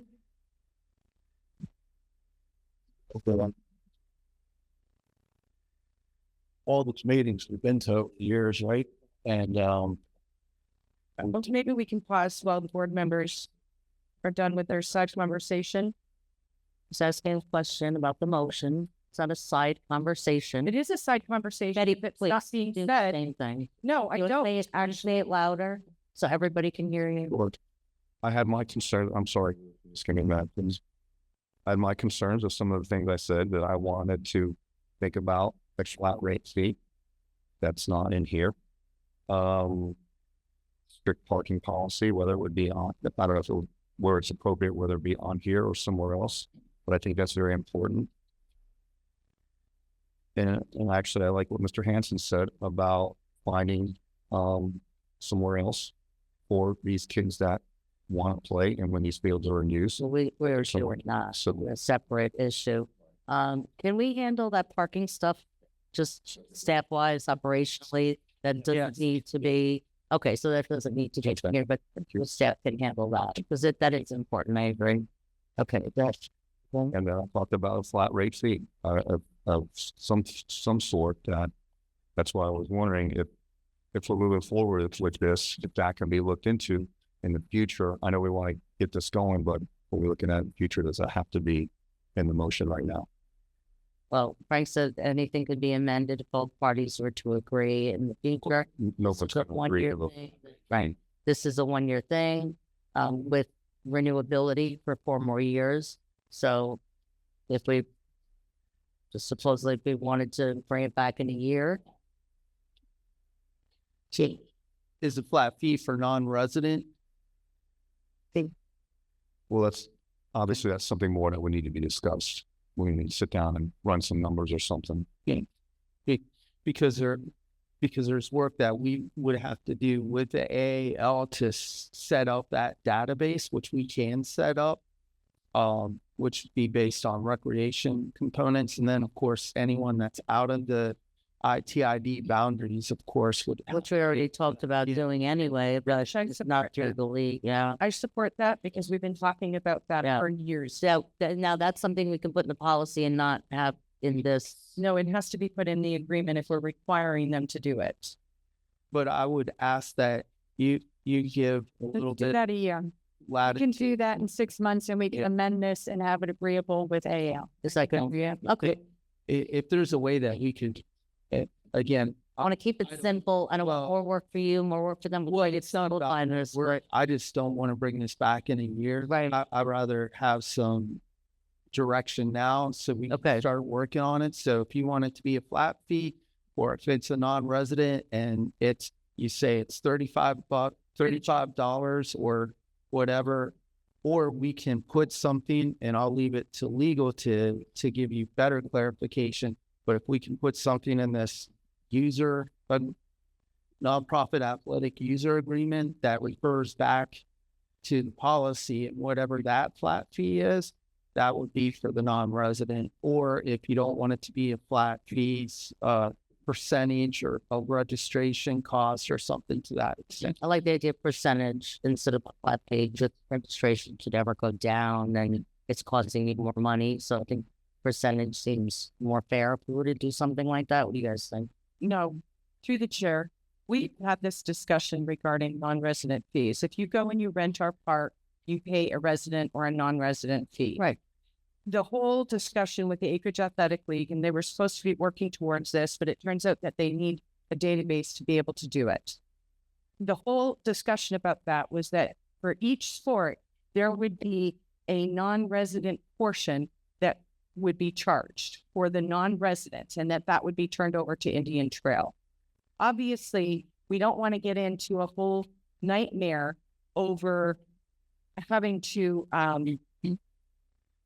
manage it, and they don't have that database to be able to search and say this Just that person. he would, right. So But to give a percentage, that means that everybody across the board is paying, and we're there. So it should be based on the non-residents. If they have 100 non-residents, then they're paying a flat fee for those 100.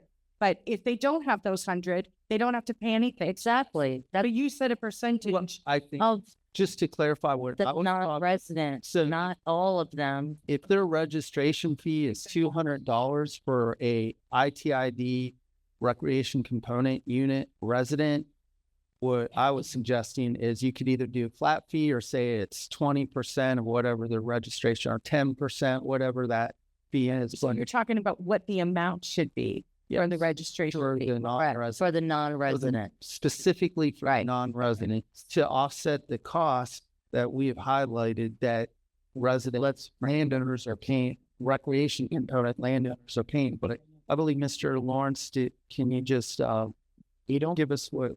So the current fees right now, we don't really have a fee structure that addresses this, but just to kind of give you guys an example, to rent football field one would be $75 an hour, or non-resident would be $100. So there's a $25 difference between resident, non-resident fees. So it is, I mean, it's what everybody else is doing, which is 25 to 35, right? That would just be for that one field. Just one field. Correct. So we're not going to charge that for every single non-resident. But it would be $75 across. If they had 30 players, it's $75. So if they were charging, say, $100 and you wanted to do another 20%, they would charge 120 to the non-resident. We would get that 20 and they would still get the 100 for the regular fee.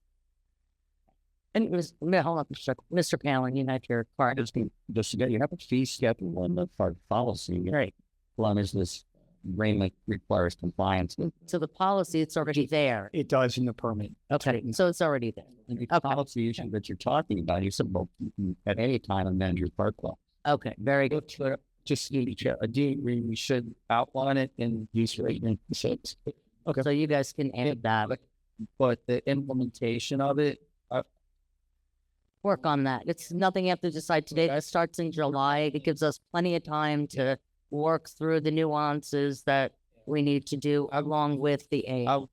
I don't know that we'll be able to have it ready for this season coming up in July. Right. I would think it would be the following season, the winter season. That's fine. Can I make I'm going to make a substitute motion to the substitute motion. Well, wait, it had a second. You can't, right?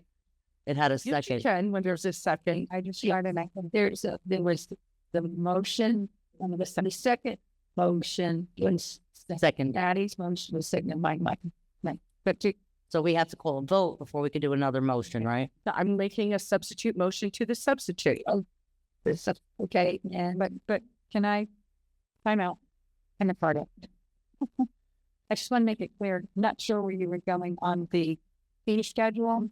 I'm okay with it being a non-resident. I don't want it to cross the board.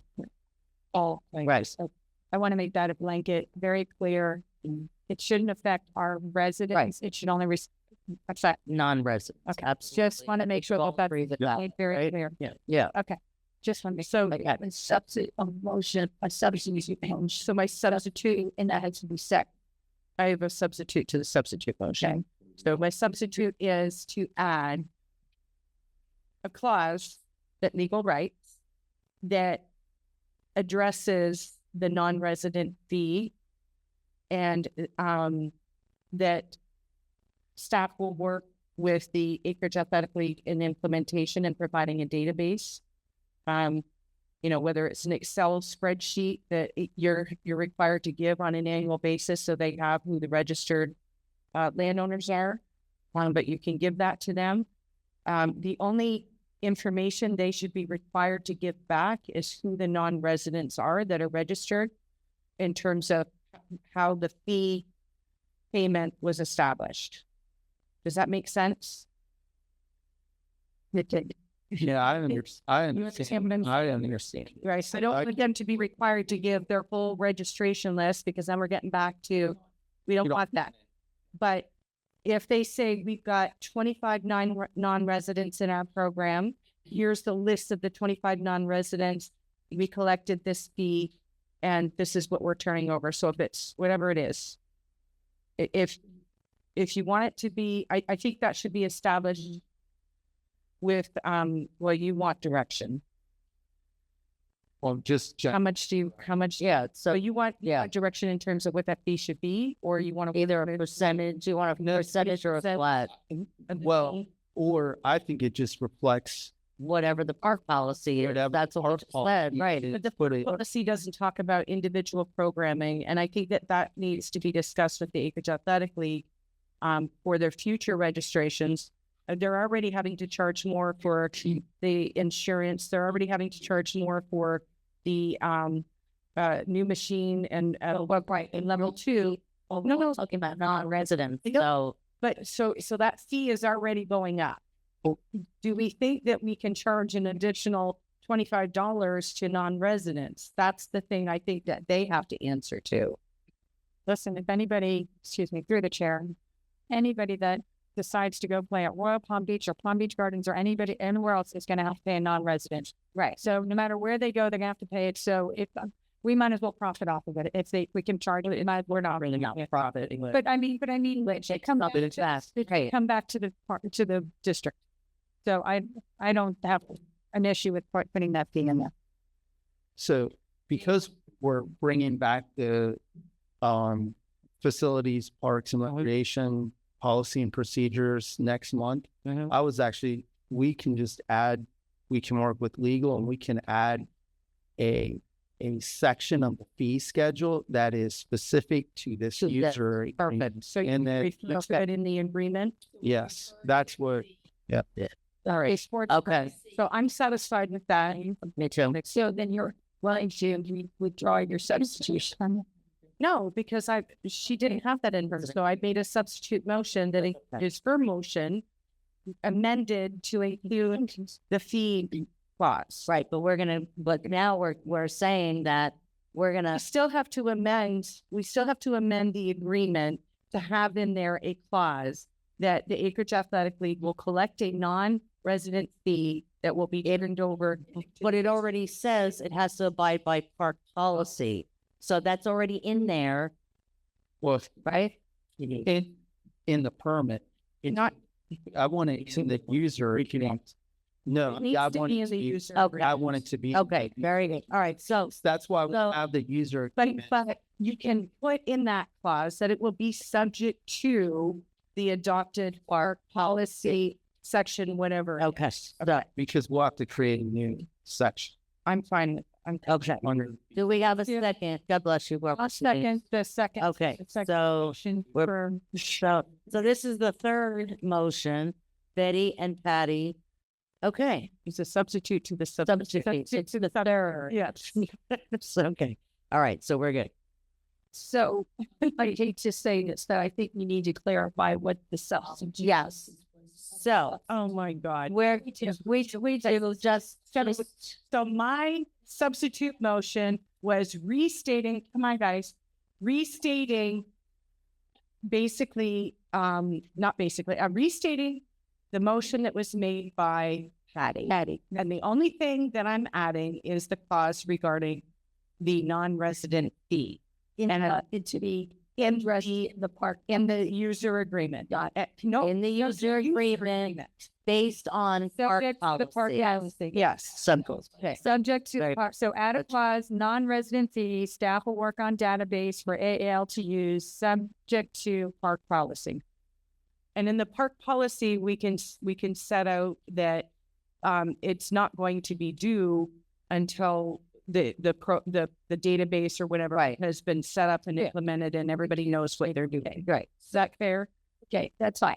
Oh, okay, but just for clarification, we're going to basically adopt all the substitution. Your semi-substitute. Patty and adding And then adding one Betty's item. fourth. So we've got 4 items there. I think, Okay. yeah. All right. I've got it all written Patty's down. motion with my amendment. With your right. Let's keep it simple. Okay. Exactly. And it was seconded. So now we're ready for Mr. Lou. Oh, yeah.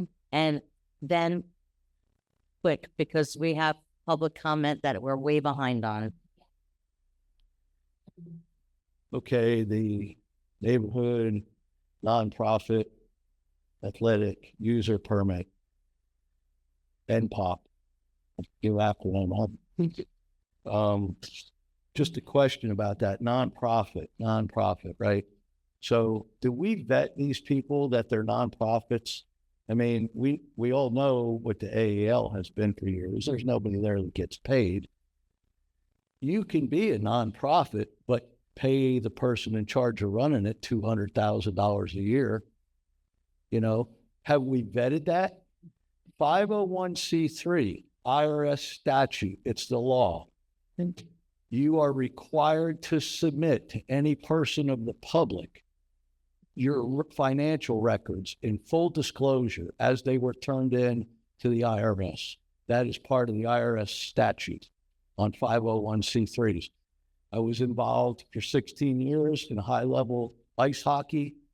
I'm a level 4 coach. I've been involved with lots of youth sports over the years. This conversation in this room tonight Man, it is the exact example of how adults and bureaucracy destroy children's sports. And I will also say, as a businessman who has spent hundreds and hundreds of thousands of dollars on insurance, don't believe a word they say. Make them prove it to you.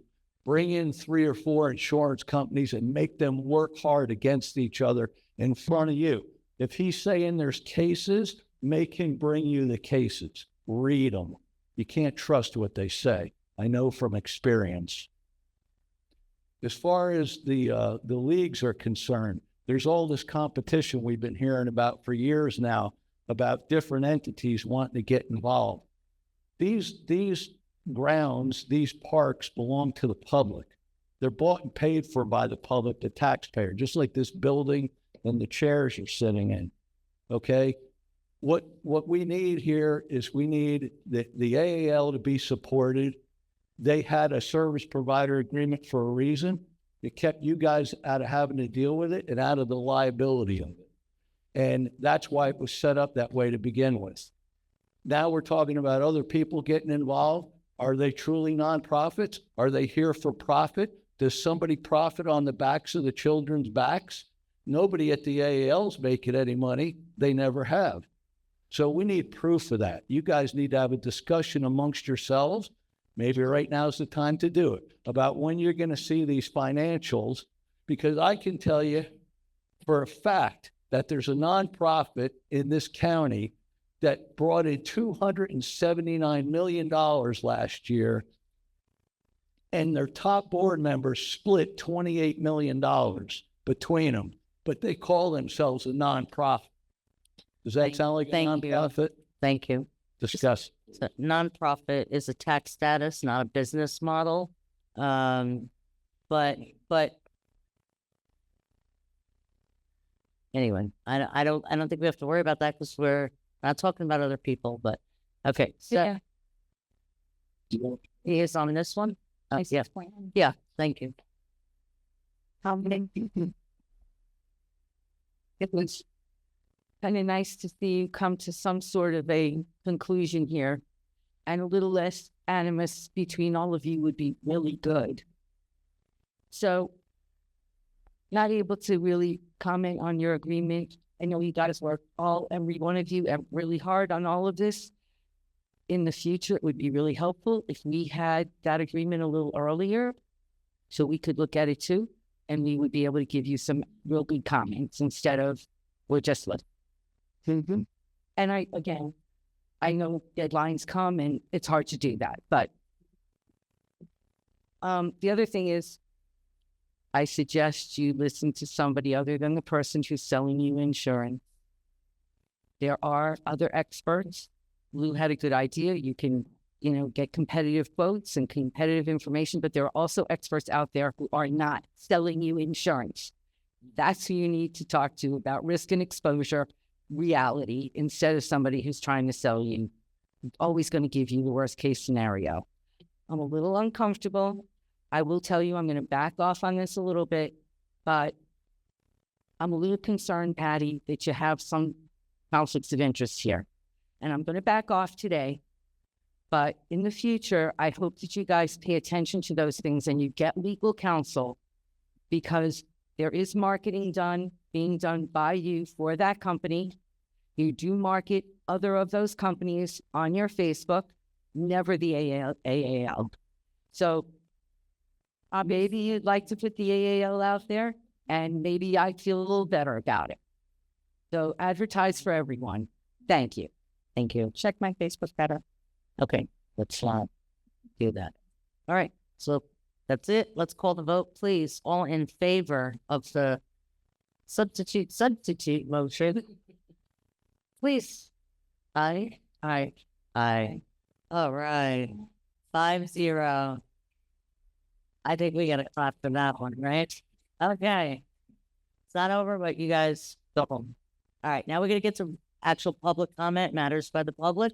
Thank you so much, and we apologize. Thank you for your patience, but this is something we needed to get through. We've been trying to resolve it for quite some time, so I'm glad we're at a place where, for the most part, everybody is he's fairly comfortable in his. We're good.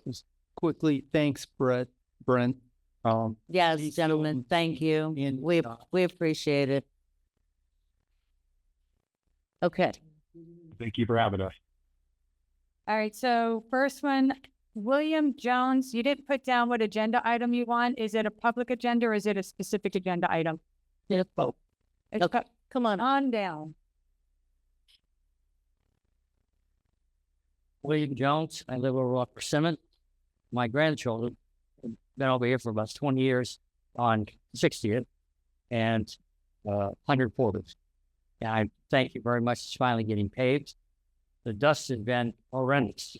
Big trucks and school buses. I don't know why school buses go through there. I can't even imagine that.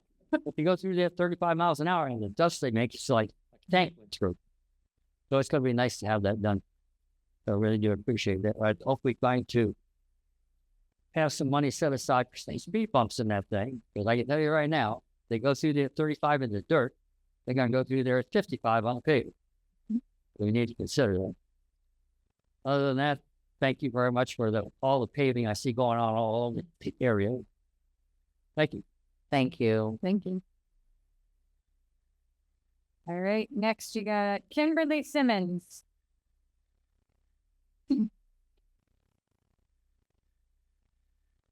Yeah, my name is Kimberly Simmons. I live off Seminole Proud off 87 Dead End Road. So on February 4th, Tuesday, sometime in the morning, a man in a white pickup truck came to our house and said that the vehicles that were on the road, on the edge of the road that we owned on a dirt road on a dead end, were going to be towed because of the graders. We've lived here 32 years. We have never had that. I know at the beginning, the opening statements, we said, be kind, be positive. My father passed away 5 days prior. So you told my mom that you were going to tow the vehicles at our road. The graders, or whomever is in charge of that, should be kind. Send out a letter. Let us know when someone's coming, we can shift vehicles. But in that moment, that was not okay. That upset my mother extremely. If something would have happened to my mom, I would have been very upset. That was not something she was ready to deal with. We need to be smarter about that. We do not live in an HOA. We live in the acreage for a reason to not be told what to do on our property. If we need to move vehicles, we will. Do not come to our house and tell my mother you're going to tow vehicles on our property. Thank you. Thank you. Florian Kuiper. Did I nail it? What's that? Did I get it right? Kill. Kill. Yeah. No, I said, Oh, is that what you said? sorry, I failed. Never mind. Sorry. You didn't hear it. Yeah, my name's Florian. We spoke last week about the email to Richard, and pretty much the same issue you brought up earlier. I live on East Downers Drive, which is cut through roads. It's a half a mile road, but it doesn't have a canal in the middle. We were scheduled for milling. I kind of want the milling because, you know, the dust and all the other issues. So it's a great thing. For now, I rejected it though. Because of the speed issue. We all know that unfortunately speed limits are now suggestions. Stop signs became suggestions. I'm a first responder, but you don't have to be a first responder to know how dangerous it has become, unfortunately, on the roads. So, like you were saying, the speed limit on my road is 30 miles an hour. I don't agree with it being 30 miles an hour. It should be 20. That's what I'm thinking. But people are driving faster than 30 on a dirt road. I mean, it's going to be milled, which has a lot of positive impacts. You know, I guess it's also cheaper to maintain. No dust, we all know about that. However, I'm very concerned about the vehicles that are already speeding and will be driving faster once the road is milled. And I was in contact with Mr. Robertson, I believe is his name, the chief and construction officer. Oh, that's right. Oh, you out there. Yep. And he advised that half-mile roads, there's no policy right now to get speed bumps on a half-mile road. My concern or my suggestion is that not every half-mile road is the same, because ours is being used as a cut through, especially in the mornings, for Loxahatchee roads for the elementary school. And just like on your road that you were referencing, the school buses are even going, at least 30 miles an hour, over the dirt. So it's a cut through road. So, is there any way to get that policy changed on a half-mile road, to get a survey done or something to that effect, to have speed bumps considered on my road if the milling goes through? That's something we can discuss. Absolutely. So, and then I would kind of like to know how the process works, how to get speed bumps, like how's that?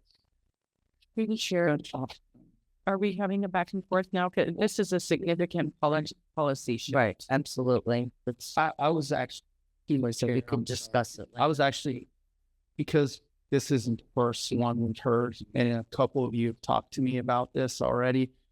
During my executive update, Mr. Robinson and I were going to address and see if the board would like us to bring something back. We're not prepared to do anything tonight, Right. but it would be similar for it, and it would be the quarter or half mile roads especially in this particular location where we know they do cut through, and it's on both sides of some, just west and east. Excellent. So, Through the chair.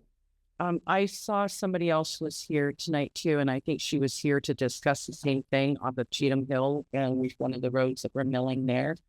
And the thing that I told her is, I'm sorry, but you were in the minority when they were milling the road, and that's the part of our policy. But we have so many needs throughout the district for speed tables, we can't possibly put them on the quarter-mile and half-mile section roads. Having said that, I'm fully aware of the cut-through traffic that's going through on your road. I live in that area. I know, just like the neighbor that left. I'm very familiar with all the cut-through traffic on those side roads, especially east of Seminole Pratt, from south of Sycamore to all the way to Harlina, actually. Every one of those roads is dealing with cut-through traffic from Seminole Pratt. And it's a problem. It's something we talked about in our mobility plan. But there's like major problems that we have before we even get to addressing that. And so I don't know how, we can even talk about that when we don't have enough money to deal with all the desires. But I'm curious, because you said that you're fire rescue? Police officer. Oh, police officer. Okay. So, because there's been a lot of stir in the community about the speed tables themselves, and people claiming that, they're not being installed to permit and different requirements. I mean, there's all kinds of allegations out there, and we'll talk about that later. But, I was curious about what you were, your fire rescue or your police officer. Okay. Did our century credit you said you guys can't really do anything? We're not going to do anything tonight. No, not to. Yeah. But But we're gonna discuss it. It's a significant policy Right. change. It's not something we're gonna address tonight. And on roads that are, mile, 2 miles, 3 miles, 4 miles, people are asking. I think you get more calls for speed tables than you do complaints against them, don't you? Yeah. Yeah. And so it is a big issue. It's a huge issue throughout the whole district. Well, Right? I say we build a gate, a wall, throughout the whole district and keep everybody out. hopefully going to get more speed tables. But if we build a wall, we don't need speed tables. Yeah. It'd be cheaper to build a wall. Yeah, I was just going to say one of the things was, just stealing from the past. It's not my idea, but, the district used to charge if you wanted your road. So people could pay or that's something we could. Maybe we can look at that. Okay. Quarter mile. Speed table too. Why not? I don't know. I'm just throwing out Let's ideas. discuss it. Yeah. Right. I'd say that Pay for it. I really Right. want it. I think it's very important. I mean, the whole idea I moved here is to, to live somewhere where it's peaceful, and then all of a sudden, cars going by. I move somewhere, close to the city. I live over 5 blocks of road and it's the same thing. So it's kind of like destroying the whole character and safety aspect being out here. If we're milling all roads and we know speeding is a problem, so we need to address it. It doesn't matter if every road gets speed tables. We need to address the speeding issue altogether because it's going to lead to, injuries, death, and all of that stuff. It already has. I really hope you guys are going to be working on that and take that safety aspect as, as serious as I take my job and protecting the public when I'm doing my job. So I really, hope that you guys. I'm sure you know, if we put a speed table on your road, then the traffic goes to the next. Well, then that road needs a speed table too. And like I said, we have an issue with every one of those side streets going east off Criminal Pratt south of. So then they all need speed tables. Yeah. So, All right. Well, thank you. One or the other. Thank you very much. Yes, appreciate your input. Next. Okay, no, I'm not going to get the last name right. Richard D. Slaurier. Richard? I think he won. Okay. All right. Ashley Davis. She wants me to read this. I didn't bring my glasses today. Yeah, you want. Yes, please. Okay. I'll read it. All right. Ashley Davis lives on West Derby. As a resident in the Royal Ascot Estates and equestrian area, I was recently blindsided by a petitioned road millings project during the only seasonal weeks that my horse farm generates income. I was denied a delay to the project. I was never notified of a petition or a millings project until West Derby Drive is a drive-through. It's a through street, and I was informed we currently have no policy to inform taxpayers of road projects unless ITID selected. We residents can't apply for a petition for speed bumps on half-mile, quarter-mile roads. This needs to change. I train horses for a living in our equestrian community, in quotes, working from home all day, and children riding horses with speeding cars and trucks is a safety issue. We residents should have a say in slowing our private road traffic do all on all through streets. We residents should always be notified of significant projects directly affecting our properties, and we should have a something and petition for no millings. I'm sorry, I can't read that word. Altogether to stay dirt if we wish. I hope the board takes this request into consideration. Thank you, Ashley Davis. I think yeah. You want to? Well, I spoke to Ashley about the issue, and it's similar to this fella, but in addition to the fact that she feels that she's being unfairly burdened as a equestrian running the farm during this period with no notification. I was shocked to learn that our policy, even when we have a petition that has been passed by a certain number of residents, that we don't notify everybody on that road that a petition was passed and that we're going to be coming on that road to be doing the milling. So there was no notification. And despite the fact that there was no notification and that she voiced her concerns and objections that it's season, she's got people coming in and out of her farm, it's impacting her ability to have quiet enjoyment during this busy time. So anyway, our policy needs to change because I don't think it's fair. I would not be happy that people on my street went and did a petition and I was never notified until the day they're showing up to do the, staking out and that kind of thing. So that's notifying everybody when we started. Only on roads that are staff recommended to the board.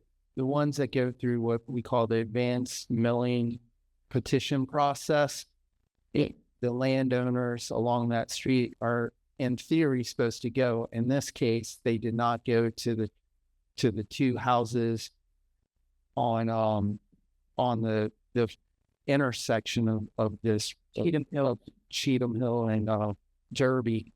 So, and I'm not sure why, but I mean, it's something we can look at in the future. We just need to change the millings policy or reopen the millings policy. Okay, so we'll talk about that. The thing is that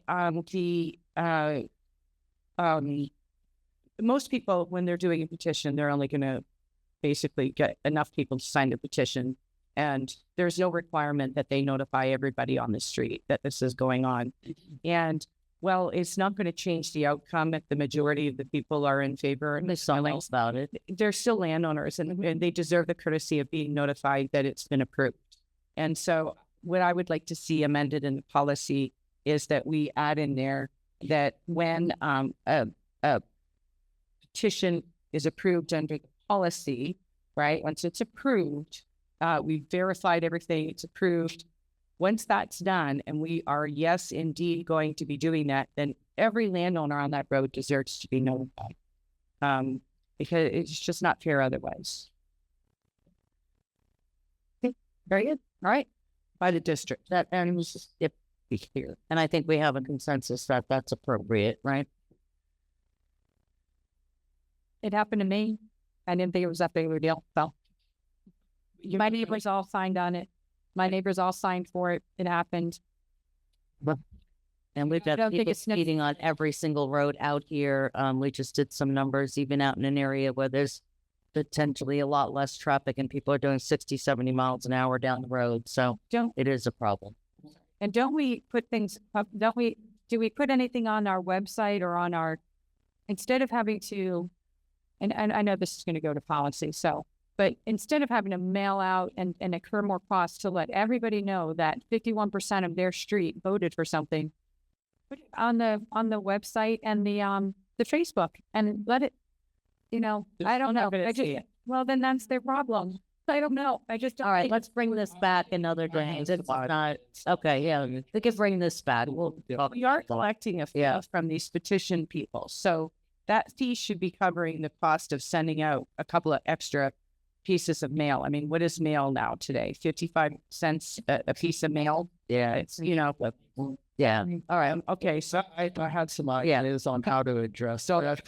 So because if we don't, even if we just put a sign. Well, I was thinking without getting into detail, but you put that onus on the people who are collecting the signatures to let us know that they did not get sick. They collected whatever they have a majority. Make them say yes or no. Right. Exactly. Or instead of just want to approach a person because they didn't, and I'm not saying they might not be comfortable, but right. It's why it didn't come to me because I wasn't going to pass it. Okay. But that way we know, and then we can send a letter saying before it's even approved that petition as presented, right? Because it may not be selected under the lottery, but at least they know early on, right, before it even gets paid. Yeah. So I mean, but I'll put policy because I think you want. I think I just don't want this to be missed. There's two issues here. Yep. The issue is that she had absolutely no clue. Well, and I want to get it off front even before they're selected, and then after they're selected, if they are selected, then we can send something out to that street. The second issue was not being notified that it was happening and when it was happening, and it's impacting her season. In terms of, anybody who's in the equestrian season right now understands what I'm talking about. And she, has a lot of people coming in and out with horse trailers, et cetera. So it's really inconvenient for her. And I still haven't gotten any answer, by the way, on how the other road, because she actually backs onto two roads. The other is not it. It's not done. I told you that. Yeah. Oh, okay. So that's good to know. She told me that it was also being mailed, and I said, "Well, how is it being mailed?" Doing works on it, but it's not. I confirmed it because in that scenario, she would have received notification if we had just decided we're doing this road. That's why. And I confirmed. So I questioned that. I said, "Well, how could you not have? You had two roads there anyway." That's okay. Yeah, let's move on because we've got people patiently waiting in the background there. Presentations, PBSO, lieutenant's hours, and I apologize to keep you waiting all this time. We got Thank you. Yeah. Thank you for your patience. Good evening, everyone. Lieutenant Sowers of the Palm Beach County Sheriff's Office. The crash rate actually went up this month, which is unfortunate. You had 25 this month, whereas last month you had 20, and 4 of them actually resulted in injuries with transports to local hospitals. One of them was a pedestrian versus a vehicle, or a vehicle versus pedestrian, rather. That an individual was transported to St. Mary's Hospital. There were a couple cluster areas this month. One was on West Sycamore, and the other one was on Seminole Pratt and Orange Boulevard. And once again, it's the majority of these crashes are as a result of careless driving. For those of you who might not be aware, we did have some restructuring within the sheriff's office, and Captain Turner has taken on a new command within the city of Green Acres, and Captain Sant is going to be the new commander of our area in the Western districts. And, he unfortunately couldn't be here tonight, but he will be here at a future meeting to meet you all. Any questions? Thank you. No, thank you very much. All right, 7.2 fire rescue update with our district chief Amaro. And thank you as well for your patience. Chief, get far on emails. See that? Good evening, everyone. I'm a good multitasker. That's great. For January, we had a total of 268 calls. Just about 78% of those were medical calls. The average dispatch handling time was 44 seconds. The average turnout time was 47 seconds. Average travel time was 7 minutes and 4 seconds for an overall average response time of 8 minutes and 34 seconds. And I went back the last few months all the way to July, and that's pretty consistent. 8:16, 8:25, 8:33, 8:19, 8:24. So we're hanging in there. Any questions? I have a question for you. Recently, I saw an article regarding and again, I don't know who, what, when, or where. But the Rawlings Estate, which is 180th south of Sycamore. Yes. Never at any time was it discussed that there was going to be, that I'm aware of, a fire station proposed for that property. And there was some discussion that the fire department is requiring 2.5 lots to be able to build a fire station there. This is something I want to discuss later as well, because it was never discussed as part of our what we supported or whatever feedback we gave. In that, and what's relevant to you is that in that it was claiming that the response time is over 10 minutes. So I found it interesting that the times that are being referred to and apparently to justify getting a fire department there, they're using different numbers than what we've been seeing. Like you said, you went back and you looked, and this is, so it's less than 10 minutes.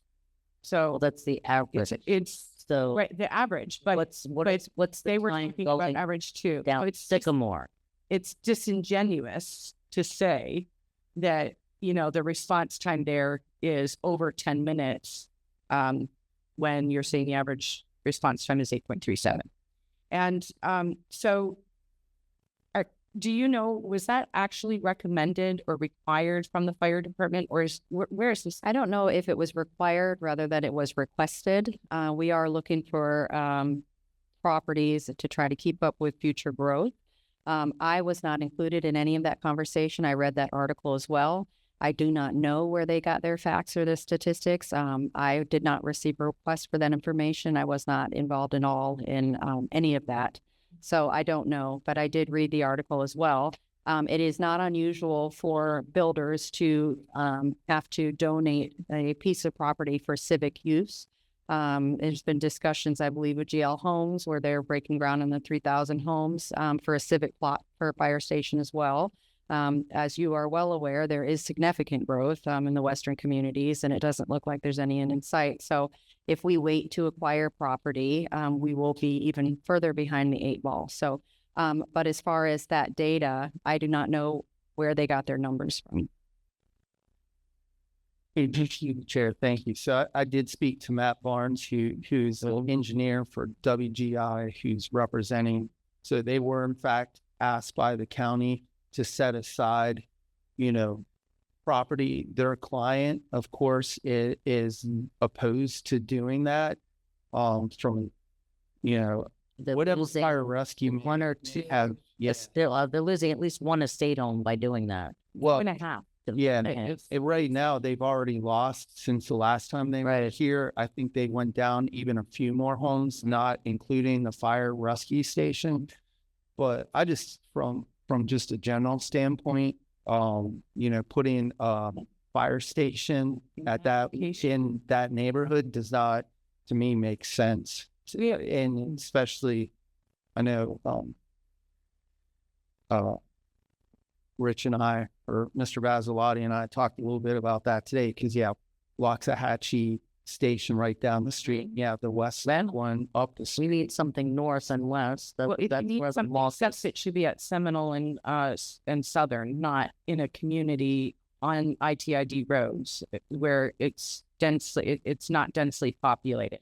So we are looking at property as well on Southern Boulevard, about a mile east of Arden, where Arden is. So we're looking at property there as well.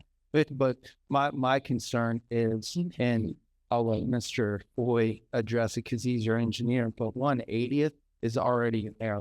So it just doesn't make sense. Right. Well, And the But they- traffic that would be generated. yeah.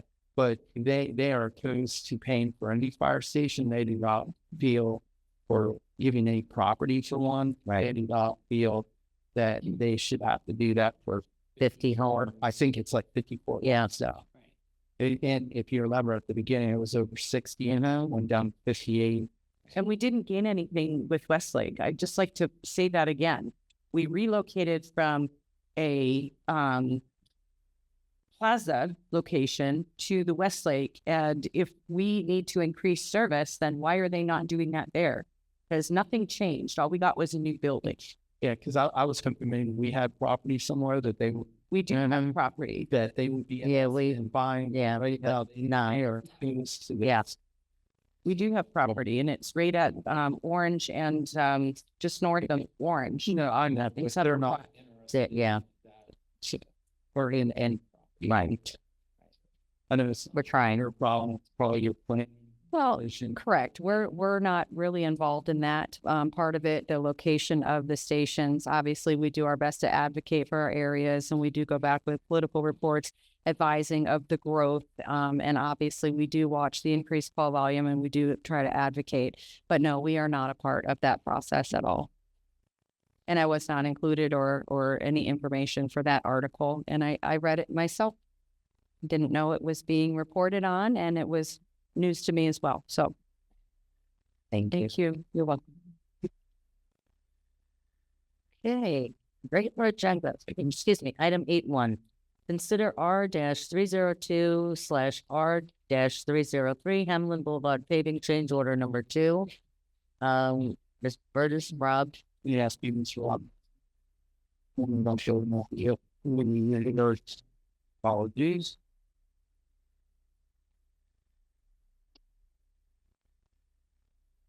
Do we need to discuss this, or can we just make a motion to approve it? that's up to the board. Okay, perfect. Do we have a second? Second. Okay. Public, we have no public comment on this item, and sure, Rob, Michael, It's a go. Go ahead. yeah, thank you. I'll finish my email. As soon as Michael gets back, we'll take a vote. Through the chair, it's pretty self-explanatory how we wrote it out. They had a short return, the discrepancies in elevations when they redid the road. Everything's uniform now. There's no issues with timing, so it looks really good. Thank you. We just call a vote, move on. We could, we don't need, yeah, all in favor? Okay. Okay, 4-0. Yeah, Yeah. of course. Yeah. the embassies Away. away. So, right? Is that okay, Mary? Okay. All right. Very good. All right. Okay.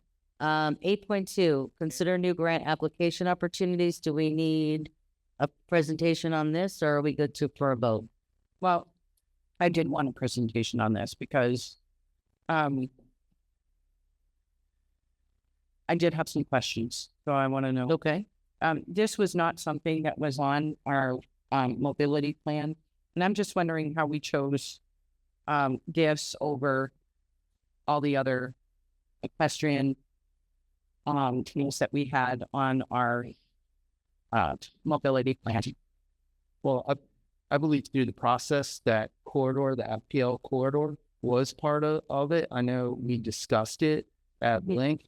So the reason why we were doing that is we were hoping, our plan is, because we're now having these neighboring or adjacent landowners remove, the next thing we want to do is we started mowing it, we put the survey, so we want to start looking at fencing it off, and any grants that we can get to help with that, with equestrian or even regular pedestrian, we will try to go after those, because this is, a nice corridor for that to occur.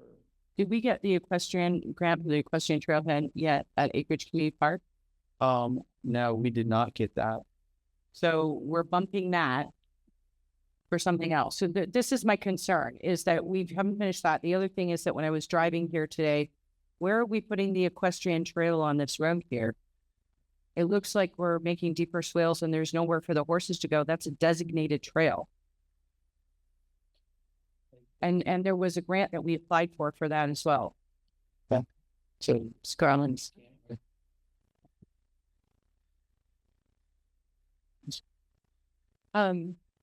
Yes, to answer your question, Ms. Aggie, we did apply for that grant. We did not get that grant. And that was a RTP grant, which is this same grant. So when we were looking at it, rather than applying for the same thing with what we were denied before, and unfortunately we weren't given the reason why we were denied for the trailhead at Acreage Community Park. So that's the reason we suggested going with this trailhead. And it was also suggested that the trailhead be down to the south part of it on Persimmon. We're closer, not right on Persimmon, because it would have to allow for parking and all that of, the horse trailers, but more to the south end, because the property goes diagonally from Persimmon to 60th. And like I said, this is what we are suggesting. Rather than, and like I said, we didn't want to apply for the same grant for the same thing and be denied again for that. But you were given an explanation of why it was denied. No. So, I think that's an issue to get to the bottom of. And the reason why this matters to me, because I support this project, but this matters to me because we have a park that has an equestrian trailhead that keeps getting put off. And we applied for a grant to connect. This is a critical part right here, more critical than something that doesn't exist right now. This is an existing trail. And I don't understand why we would be abandoning something that the board is always supporting and getting done. So, makes no sense to me.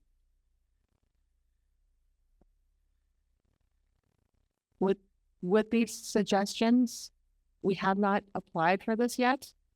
We have put some things in motion to where we do have, proofs that we own the property. I don't know if that was a difference with that particular grant.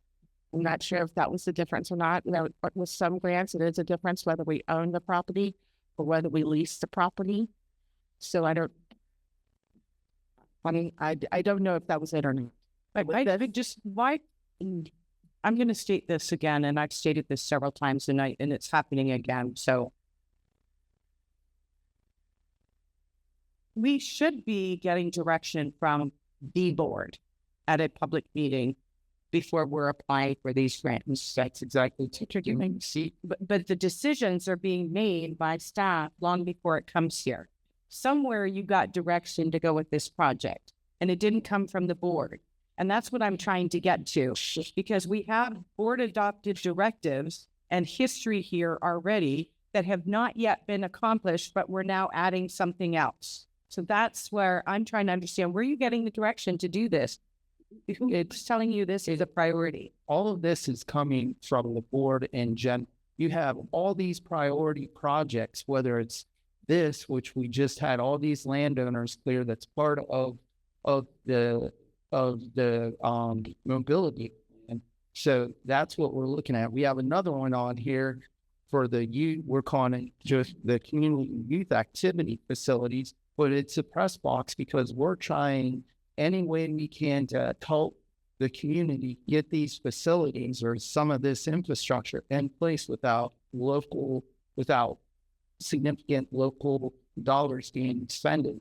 So with Persimmon, we went to this one because this was the next one that's basically almost ready to go. And to me, it makes sense because it does connect.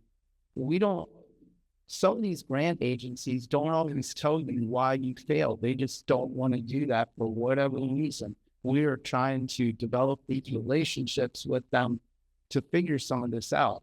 But quite frankly, they might have just looked at ACP and say, there's really no trail here other than going on the backside of the concession stand. We went after that grant heavy. We did not get it.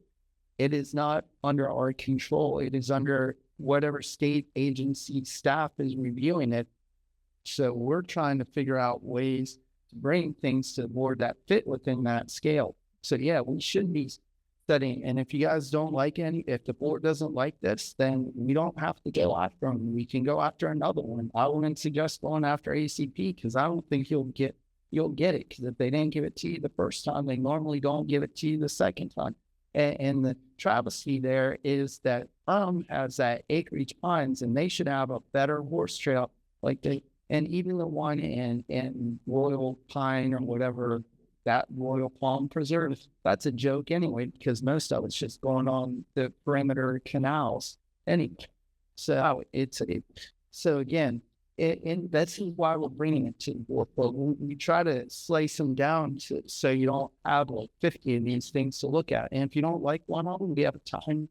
You want to try to figure out another one. But we tried to match it with the mobility plan and what we thought we were, from a staff perspective, ready to start moving on and try to get other grants, whether it's through other granting agencies or even, things with TPA potential. I don't know if the board is really aware, but when that Acreage Community Park plan was approved long before I ever came along, and even prior to that approval, there was a use off of, what is the road that's on the 5th or the west side? 140. Yeah, I said 40. I went 140. So you had access and you could get through there, and you could come east, and you could then connect up to 140th and come over here. This is the designated trail right here, and go over the bridge and People Road, 60th Street. And one of the things, when that park got done, several times the board has directed that we complete that equestrian trailhead, and it hasn't been done. And the reason why it wasn't done, I was told, was because we applied for a grant and we were waiting for the grant. So it's still not done, and we don't have a grant. And so it's important that we follow through with the board on these things so that we're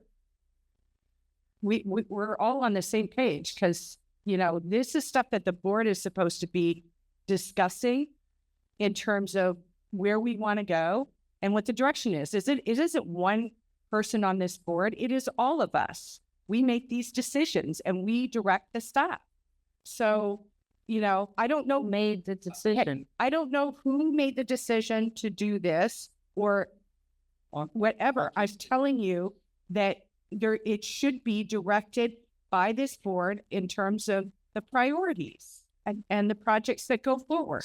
So just quickly, so with the ACP, we're working toward that. The board a year ago made the priority that you wanted the Astra or the whatever artificial turf field.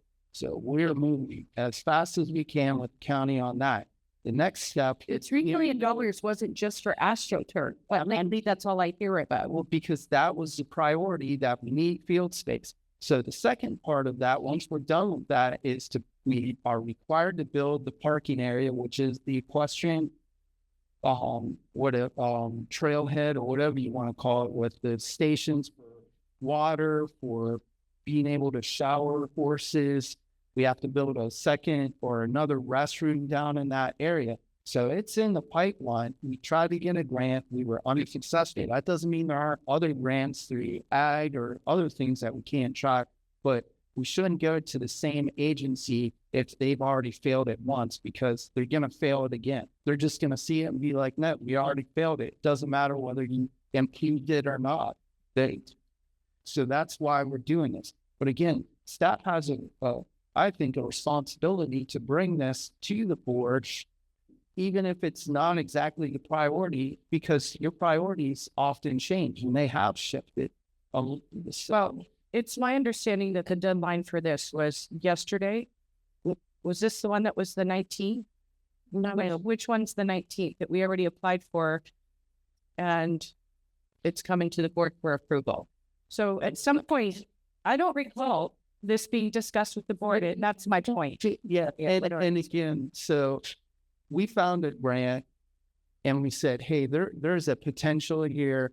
This press box has been a topic of discussion. So we went after it. We were going to originally go after this building, and Mr. Robinson, Ms. Cantley, and Mr. Lawrence said, hey, what if we did this and tried to work it in where we can get money for new roofs, new windows, things of that nature. It's not going to solve all the problems over there, but that's a big hit, and there's no matching to it. So you get shipped. So yeah, we recommended the ship, but it's based on the priorities that this board is setting. Right. It's not something you're just pulling out from the side. We've talked about how often have we talked about getting that press box done? Yeah. So I think it's good if there's a just grant. about the grants. We know these grants, they're annual, they're coming. So they did just drop out of the sky. Why were they not brought to the board for discussion beforehand? That is the point that I'm trying to make, and we don't need to keep going on about it. I want in the future that these things need to be discussed as part of this board in terms of are we, we need to know the information that, look, we're going to have to go in a different direction. You can talk to me personally, that's one thing, but the board deserves to have that conversation, and the community deserves to know that conversation. That's my point here. And it shouldn't be that I find out about something at a meeting that's due that day or the next day or yesterday. It should be well in advance. That's all I'm trying to say. So, fine. It's fun. Did you make some things about it? Just one thing on the due dates. The Hurricane Loss Grant Program. I was told it was February 18th, but that was something that RMPK, that was their deadline. It's actually due on the 21st. So that has not been applied for yet. So if y'all decide that you don't want that one or any of them, we still have time not to apply for these things. Can you imagine not applying for a grant? That just sounds ridiculous. No, we can kind of minimize what my point is, but the point is that this board is the governing body. Right. And they're bringing this to us to ask us if we want to apply for these grants. They're actually doing what you're asking. Yeah, except that this one is short notice. It's short notice on this one. The That's direction regarding the grant should be coming from this board first. It's not that they are decisions that we're doing it, and it coming for us to rubber stamp. Can I make the motion? Yes. Thank you, Brady. Motion directing staff to submit the following grant applications: 2025 RTP for an equestrian trailhead at Persimmon Entrance, and as a requirement of the grant application, approve adding the project to the fiscal year 2026 grants CIP, 2025 watershed grant for the 640 acres, and the 2025 hurricane loss grant program for the hardening of the community youth activity facility. I made the motion. Do I have a second? So second. No. Rich, I think, said that. Okay, there is no public comment. You call the vote. All in favor? Aye. Okay, so that it passes 5-0. Next, item 9, other governmental updates. Mr. Hanson. The only one I was going to get was based on the Rawlings estate, and I did speak to Mr. Barnes about that, but don't think I have anything more right now. Okay, very good. Thank you. Through the chair. On the Rollins estate, isn't that on this agenda tonight too, approving moving forward on there? The next board meeting. Yeah. It's going to be at the next board meeting.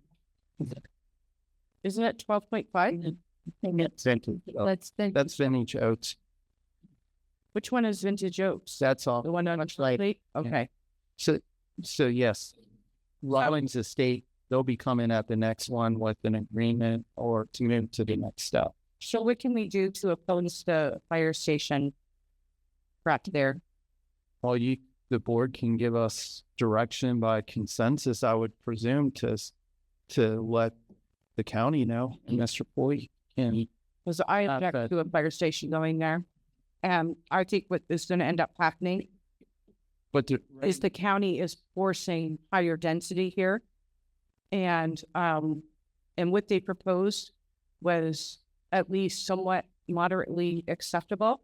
But other than that, it should be denied altogether because it's 1 in 20. So I think we already made our compromises, and I do not think it's appropriate for a fire station to go there. And everybody I've talked to in that area has said the same thing. They're furious over. So, through the chair, nobody wants something next door to them until they need it like that. And before we go with direction to try to scrap this needs to be looked at by more than just us. When they start talking about the response times and things, I let it go because I had a lot of input on that, but it's not important right now.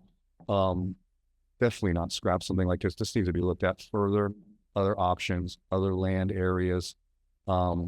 We're talking about the specific Rawlings estate. Exactly. The location is not the right location, and I oppose it. Okay, in your mind, but this needs in my mind. No, I'm speaking it here. It's not in my mind. It's coming right out of my mouth. And me as a professional firefighter, 30 years, opinion too. This needs to be looked at, not scrapped because you want to. This needs to be looked at further. I do not support any fire station going on any ITID road. How's that? And I think most of the community feels the same way. Do you want to close this one across the street? No, but I don't think that that's necessarily the best location either. Through the chair. Yes. I concur with Mr. Vassalotti, Supervisor Vassalotti, that I don't have enough information on this for a letter or any type of opposing to be done. I don't mind if we bring this up at the next meeting. Give me some time to kind of check this out. I haven't read the article. I'd like to talk with the just a little more on it. So I think it's something that we postpone until next meeting. Then when is Rawlings coming back to activate? Next meeting. Next meeting. Well, it should be discussed in context because I don't support that. And through the chair one more time, Ms. Argue, I've heard you complain about response times over and over in the past. I've heard you say that fire rescue will, I'm trying to remember your exact words, but it wasn't respond, but to a call way out west on Sycamore. Do you remember this? I don't know. No, I don't know what you. Well, yes, it was brought to your attention. You were very angry about the response times, and you wanted to know the reasonings for this. I know where it was. Yeah. I know exactly where it was, and it had extended response time. And there's reasons for these things. And one of the reasons for extended response times is lack of resources for many, many dynamic circumstances. So to add a fire station would reduce response times and possibly save the lives of residents. So just to want to scrap a fire station is completely moronic in my opinion. Well, I'm sure that you are entitled to your opinion, but as I stated earlier, the location on Seminole Pratt never increased the number of trucks that they had to increase their response time. Okay, they did not. And so it's the big lie that we got this station and it's improved our area. My point has been that if they actually improved by increasing the number of trucks, that would deal with the response time. And this is not, I'm not interested in going back and forth. I know you think because you're a retired firefighter, that makes you the expert, but I'm entitled to my opinion and I live in that area. And I Yeah, that's enough. That's enough. They don't want That's enough.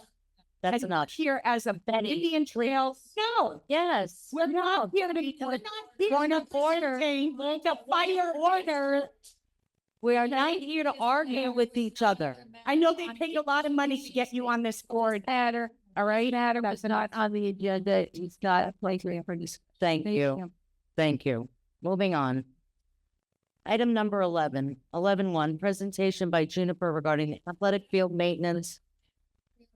Yeah, you're entitled to an opinion. We asked for public comment and there was no cards. After, It was, after 7:30. there was no, on this item, there was no Party. It says public public, spoke for public comment. There's no, And it stays no later than 7:30. this, They'll be called. yeah, okay. Just move on. Just move on. We shouldn't be even discussing it. All right. item number 11.1. Unbelievable. Yeah, I mean, you're more up there. Yep. Yep. I mean, Wow, that was extremely uncalled for.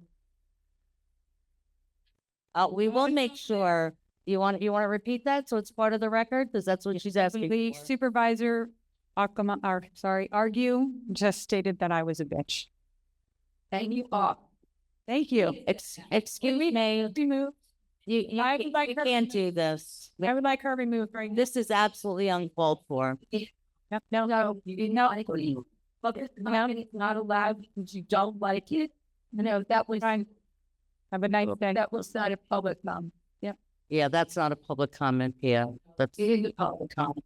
And I added to. No, have it here, to sort her out. Because she would Sort her out. You're welcome. Don't push me. Thank you, Deborah. 11.1. yes, please. You said, I had asked for Ricardo, who represents Juniper. Sorry, off here for a second. It's okay, everybody's just taking a minute. Yeah, to come and talk because previous meeting even came up this evening about the level of park maintenance, especially with the athletic fields. It's been an important priority for the park staff. For me, it's been what I would call a high priority. And I think it's been a high priority for the board because we spent approximately $750,000 in replacing those fields. And then, of course, we spent the money on building the south expansion.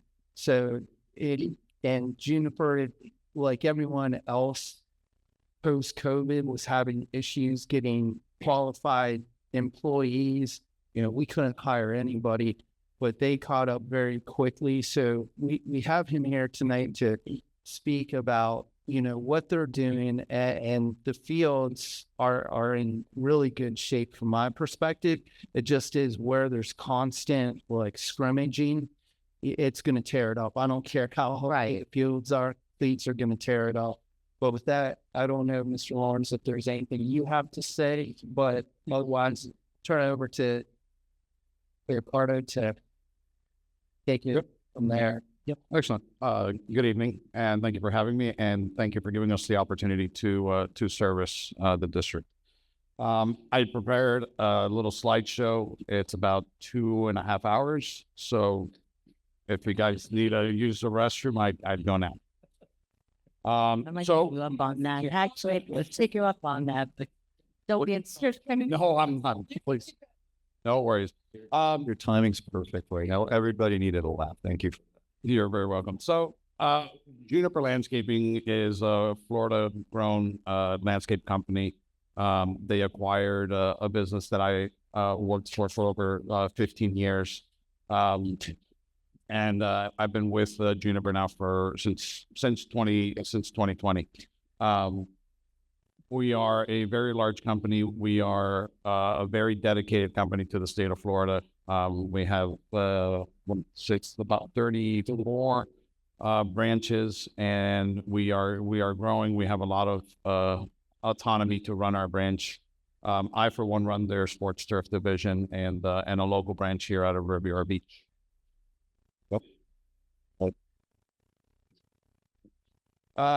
Like I said, very brief. This is just an overview of the existing staffing that we offer the district at Acreage Community Park and the passive parks that go along with it.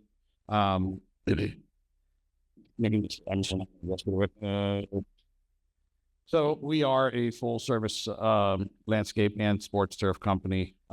We do all sorts of construction from scratch, renovation, anything large or small, pretty much anywhere in the state we'll travel. And we do have, and I'll show you at the end, several local properties that we've had long-term relationships with.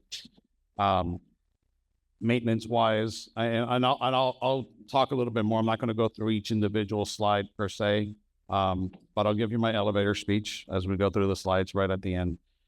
Maintenance is ongoing. It's a living, breathing plant that gets a lot of abuse.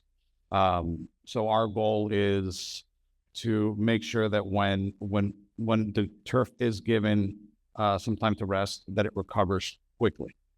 In order for that to happen, our agronomic program, our maintenance services have to be in line and give the turf the opportunity to do what it needs to do when the weather is cooperating and we get sun and we get some rain.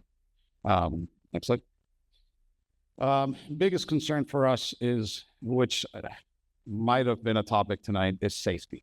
So field safety is very, very important to us because it is fields are utilized by young aspiring athletes, and the last thing that we want as a company and as human beings is to ruin somebody's life over a couple of holes that weren't addressed.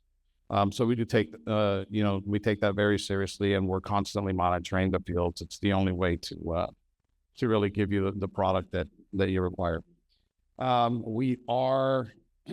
We have, being a large company, we have tremendous amount of support.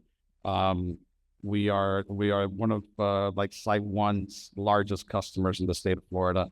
So we do have a lot of purchasing power. We have a lot of ability to negotiate with different folks, and we have landscape architects, a slew of departments that can do pretty much anything with landscape. Really exciting stuff. The key factor, I think, for me is, and I'll give you a little bit of my background. I've been maintaining athletic fields for about 18 years. The last 3 years, I've been sitting on the board for Sports Turf Managers Association local chapter, which pretty much just puts a bunch of us together that really have very boring conversations about grass and disease and all that fun stuff. Yeah, pretty much. Nothing like being in a room with a bunch of scientists that have studied one aspect of grass for 40 years. And it's really exciting stuff. Next slide. Kind of jump in real quick with the training part. They actually do have training that our staff has gone to as well. So it's benefiting the district on top of just them being out there. I am jumping around on some of these things, but we do have weekly safety meetings with our staff. There is constant training on equipment. There's, we're constantly trying to promote from within, and we do have a lot of ex-employees that have gone on to do, great things in the turf industry. I think the most exciting person for me that used to work with me, he spent 5 years with me, is now the lead turf director for the NFL. which is pretty cool. So he's in charge of the Super Bowl fields now. So he worked with me for 5 years, and now he's prepping the Super Bowl fields, except, last. I'll go back to the other, to that second to last slide. So I did want to go over a couple of things before I give you my quick speech. What we do is relationship based. It's a partnership between Juniper and in this case, the district. We have long-standing relationships with a lot of folks. There's not a lot of us doing what we do, and we've been very fortunate to do well and build long-term relationships. So I mean, you can see that a lot of these properties have been with us for a long time. There's a lot more. Those were just, the top 5 longest ones. We manage over 160 acres of Bermuda, 57, baseball, softball fields, 83, a whole bunch of stuff. So why do you need us versus just hiring, extra staff for yourself? I think that's the question that a lot of folks always ask themselves when they're interviewing us to see whether or not it's worth it. The advantage is, in business terms, dilution. I hire a gentleman that basically all he does is spray weeds and fertilize Bermuda. He gets paid $85,000, $90,000 a year. Because he's an ex-golf course superintendent who's got 25 years experience doing nothing but maintaining and growing grass at a high level. I can do that again because I can dilute him over 160 plus acres. Equipment is not cheap. Our mowers are, $65,000, $85,000, $95,000, for a mower. Tractors, $60,000. Any attachment you put on a tractor, all equipment that you would need, $30,000, $50,000, $60,000. Those are some of those items you will use every day. Some of those you'll use, 4, 6 times a year. Some of them you'll use it once. Some of them you'll use every other year. So it's really not beneficial to make this investment, to then maintain that equipment, to store that equipment. And you get the expertise. I can bring in expertise. Even though I have 18 years experience and I have staff members that are extremely experienced, I'm still constantly bringing in consultants.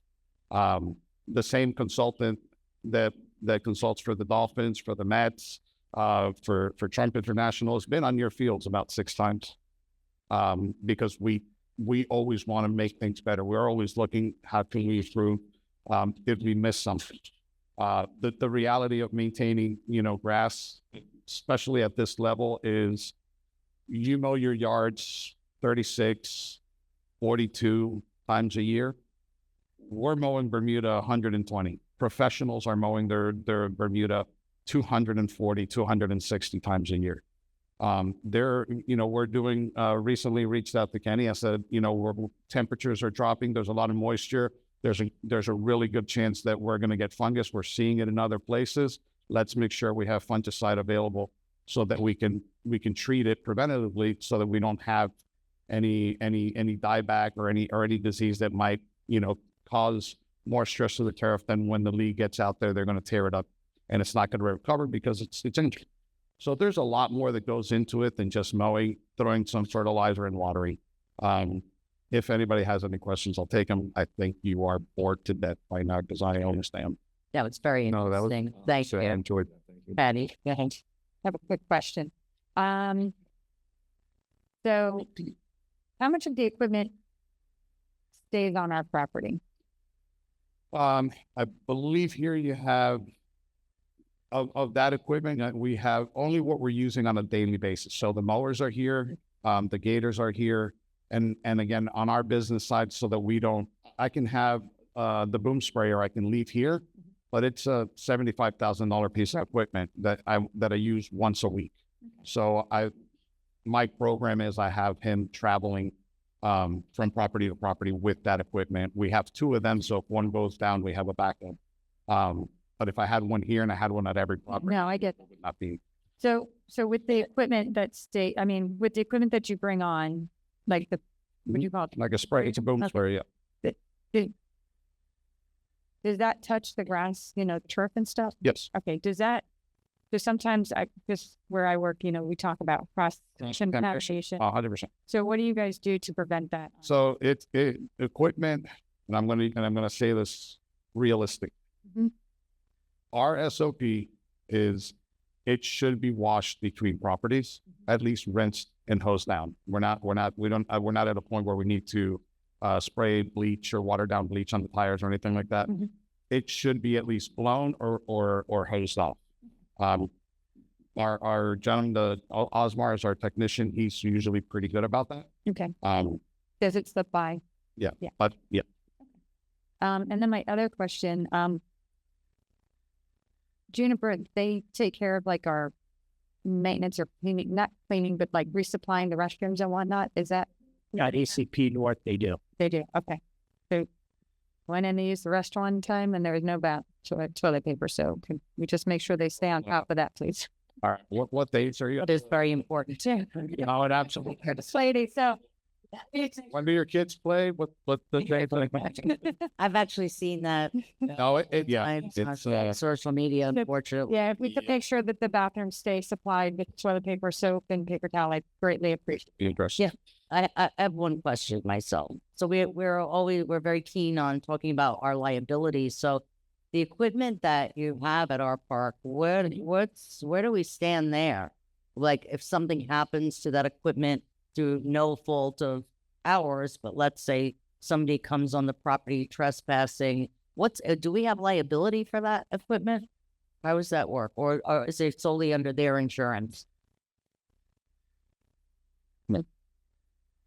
No, I think that there's issues with that. I believe that's already addressed. It's not already. I just don't remember. So But I'm pretty sure that we would be that we are responsible.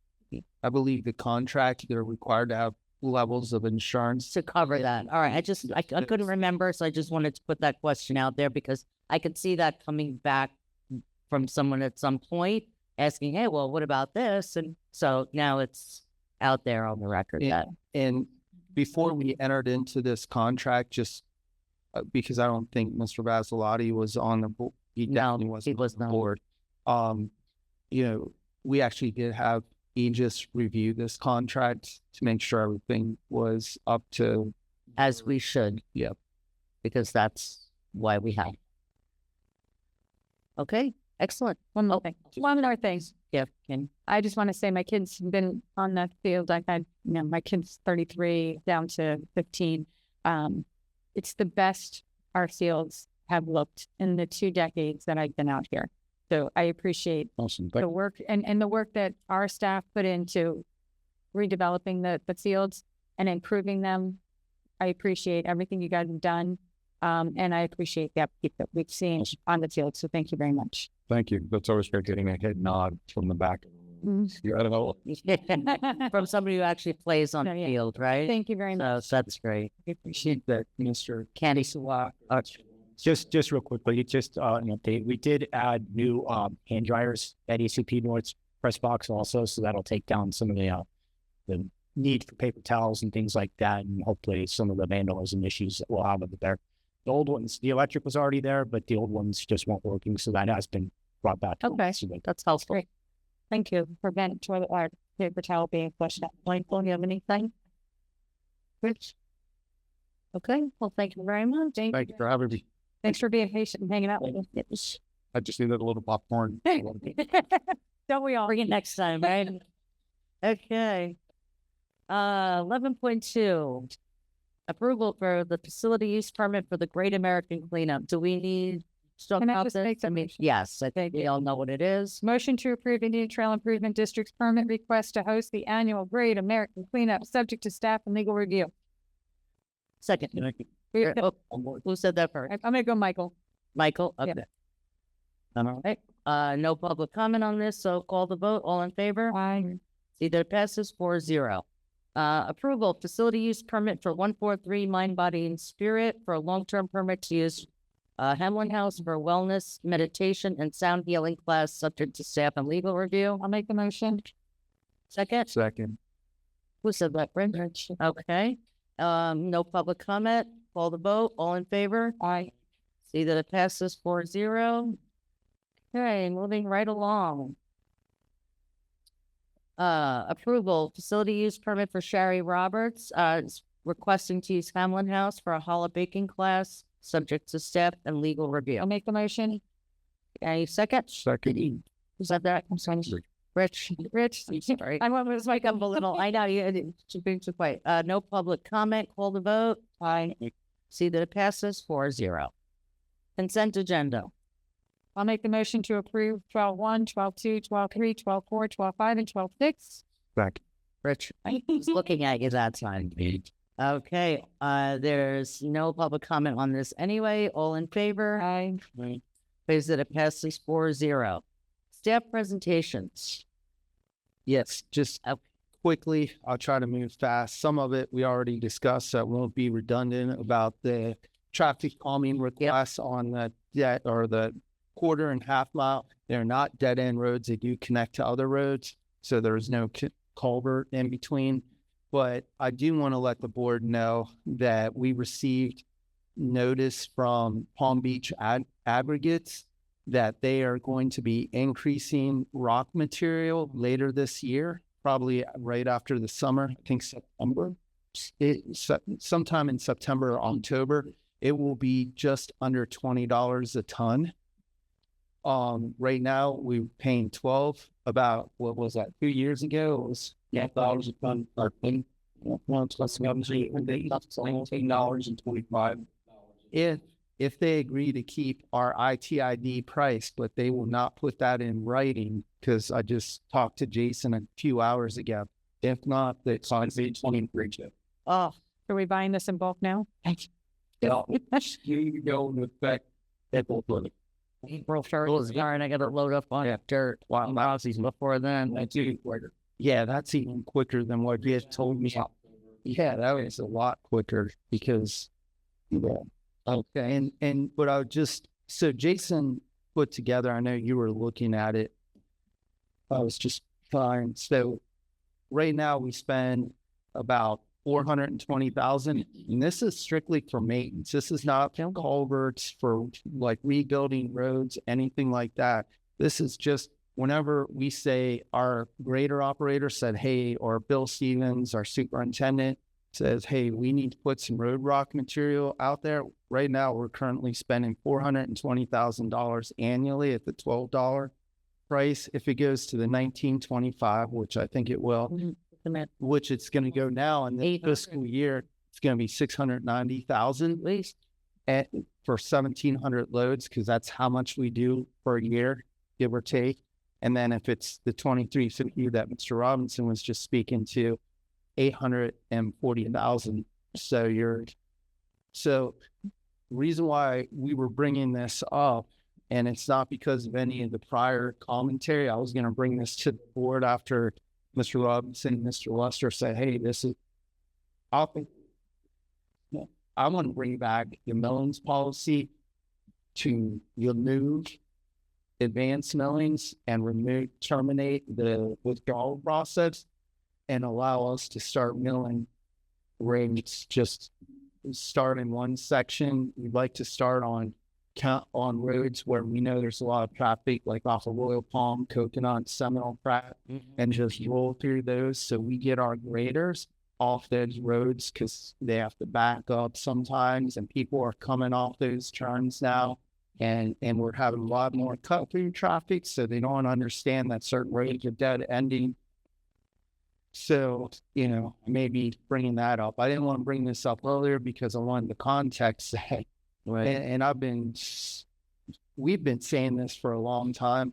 This district is not going to be able to financially sustain dirt roads. Right. And with this, I don't know how it will into the foreseeable future. I mean, we'll have to make it work because you're not going to go. I think we have 80 miles now of milled roads, so we still have 200 260 as of today that are still dirt. 260 miles. So it's significant. Yes, it is. Which you have a question? Betty's online, requesting to speak. Thank you. Okay. Rich is first, please. Yep. About how many, let's say, every 2 weeks, how many loads are you bringing in from them? Every 2 weeks. I mean, is there an average? It all depends on what time? on the level of road maintenance, things of that nature. So we get a lot of rain, you might be bringing in more loads, but on the average, we'll have to provide that support. I don't want to misquote. It's okay. And a lot of this rock is also used not just for roads, but for culverts too, right? So if every road was milled one day, you're still going to need rock. Yeah, well, what I was speaking to, yeah, we will need it for that, but these numbers are only for maintenance. These are not for The culverts. This only for road maintenance. We're spending 420K right now. Do Just we keep rock on site? Do we have rock on site that we store somewhere? we have some that we store, but normally we bring it as needed because Right. when you store it, you're double handling it. So we're going to the aggregate, then we're taking it to the M2 or to another location, storing it there, and then taking it to job sites. So a lot of our jobs, what operations tries to do is they try to determine what amount of rock they may need. And if it's for maintenance, you know, they do go out in advance and scope out roads, but for capital or for bigger maintenance projects where we're rebuilding a road or installing a culvert, then, you know, we do get some advance inventory for that, but we don't store a lot of it. Do we need to? That's I mean, obviously that the price is going to go up.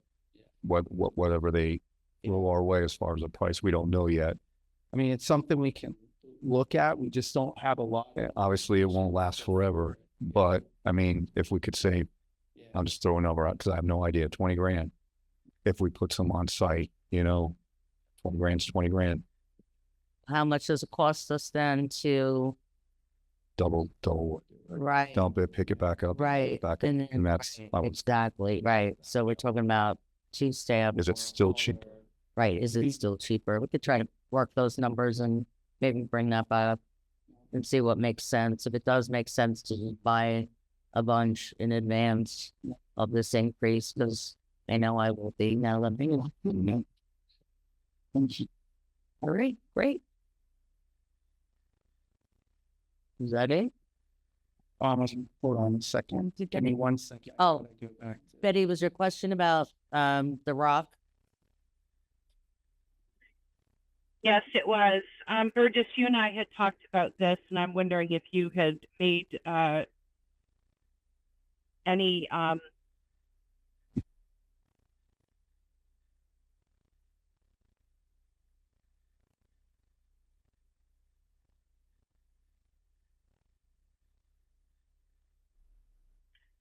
sorry, I don't know what happened there.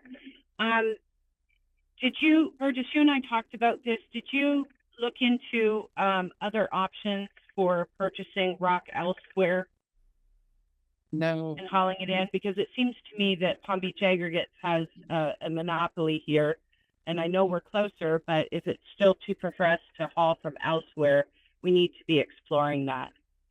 yeah, Mr. Lester and Mr. Robinson, and then Mike Peterson, who's our procurement person and finance, they're going to be looking at that. But the problem is you have the pit in South Broward or North Dade, and then you have the pit up at Mayapco. Well, there's currently two quarries that produce this, and they're both way out west. The trucking costs, it's pretty much a wash on that. The one that's out in South Bay is pretty much sticking to making riprap.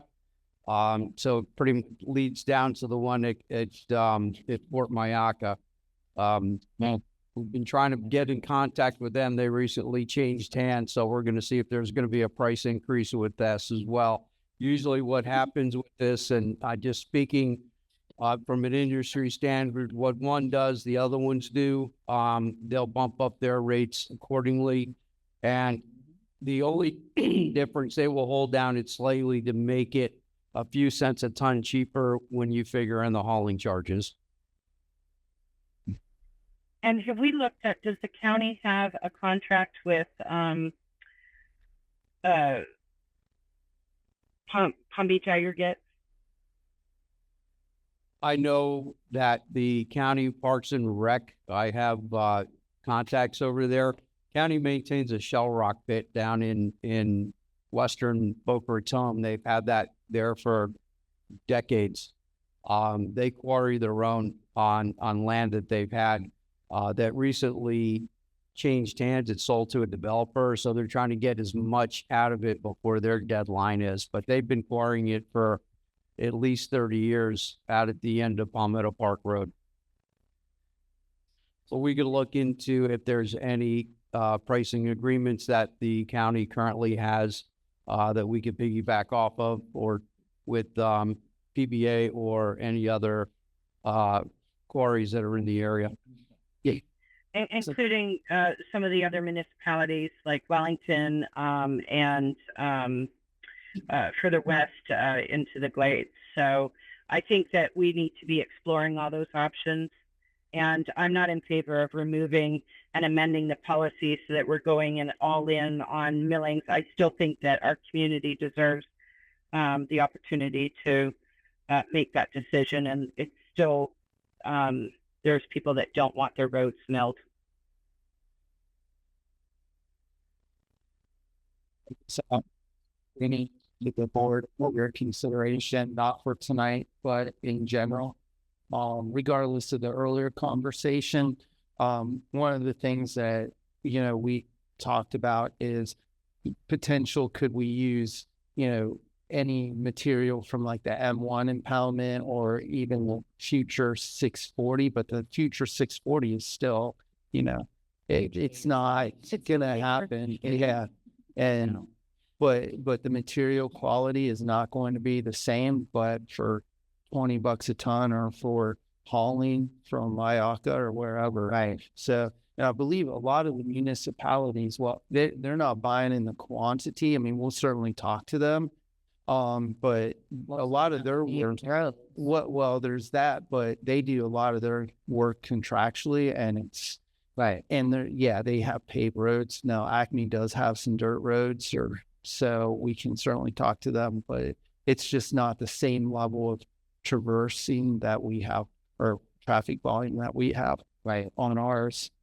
And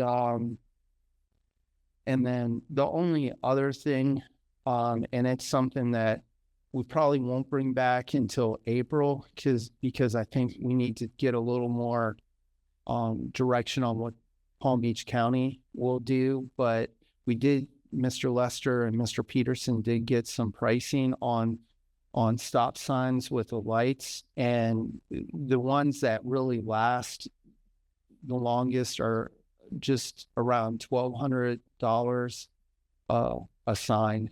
But it may be something that the board wants to look at for some of these high crash sites that are not, a lot of these are actually county roads, so they need to be taking some responsibility for that. But for some of our roads where we know that even if they're not going to be four-way stops, we should look at that. I know it's something that Mr. Vasilotti had asked us a meeting or two ago to look at. So thank you. I don't know if you heard that or not. I did not. So yeah. Said his name. Yeah. They looked into stop. Yeah. So we found the pricing for the stop signs for the more visible and durable signs are about $1,200 each. So for certain intersections, even if they're not necessarily four-way stops, it may be worth the price to do that, in addition to whatever you want to do with the speed cushions in the future, just to start doing that. And then depending on what happens with the county, with Palm Beach County Engineering. Perhaps, at some point we can get some of these 4-ways. But yeah, I don't know if there's anything. Yeah. I'm sorry, Jay, 1 second. So to go on to the stop sign. So on Tangelo and Apache or Breaking, I think there's a stop sign, right? And it says, I think it's Apache. It says traffic going, I don't know what it says, traffic going north. I don't know what it says. It just says they don't have a stop sign, basically. Yep. So is there something we can add to, because I don't believe we have it on our other stop signs, that, like going east, west, on like Keyline and Temple and Valencia and Hamlet. Could we add onto that, or is that county that we put two-way stop only? Yeah. So maybe that's bringing attention. Yeah, we can add that. We just can't say we're putting a stop sign Right. here. No, but that's why I'm wondering if we could add that, because I did see that on Apache. The reason why we did that is it used to be the opposite, and the county made us switch it from north-south to east-west. So, and it's been north-south for 15, 20 years. So I was thinking, when I saw that, I was thinking maybe we could add on our stop signs the two-way stop only, so that people maybe realize that there's not a 4-way stop. And that's something we discussed also, like a really good one, cross traffic does not stop. Right. Yeah, right. Something that's bringing attention, especially to some of the stuff area.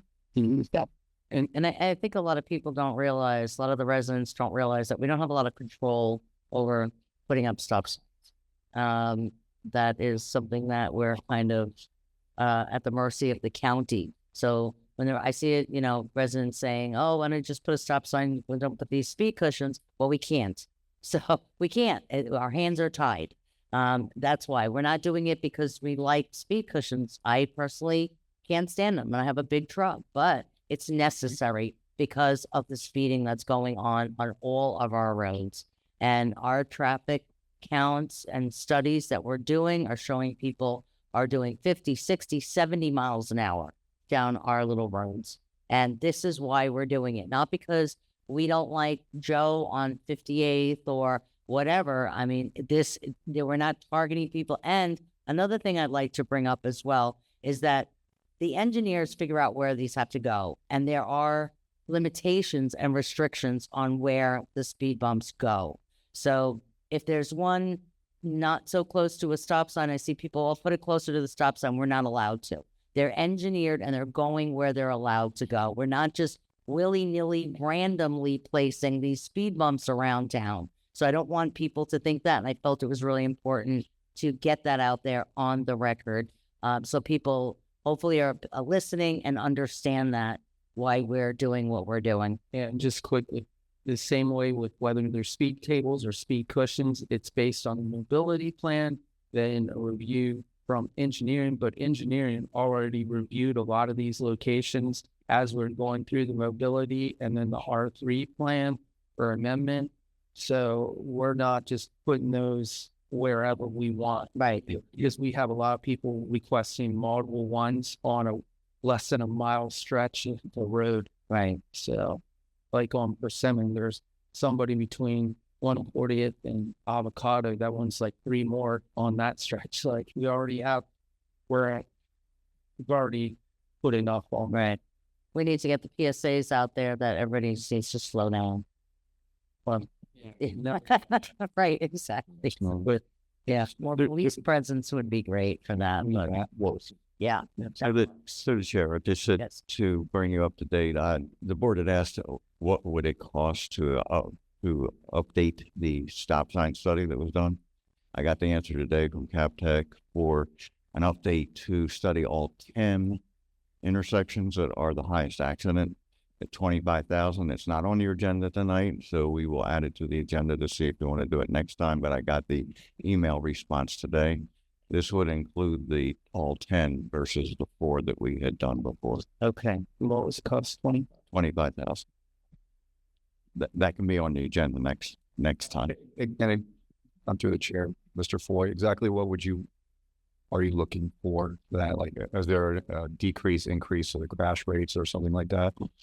They analyzed the crash data based on frequency and type of crash. And they go to, we had meetings with the county before saying that should be a justification for four-way stops. So they want to see an update. This board requested an update. The last meeting or the meeting before, I can't remember which, but I don't remember which board member, but there was a consensus. Maybe you weren't even on the board, but you would have been in the audience.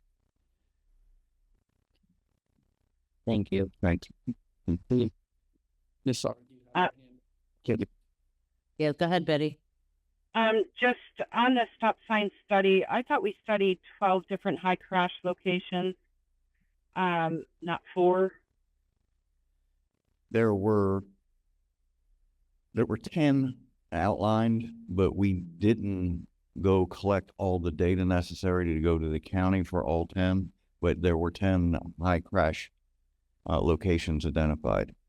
So what we were going to do this time is update all the data for all 10 so we could see if our traffic engineer felt it was justified to have a four-way stop. And then, Oh. no, and then on the signs, Burgess, the LED lights that go around them, I thought we were paying $400 for those. So can we no longer get those?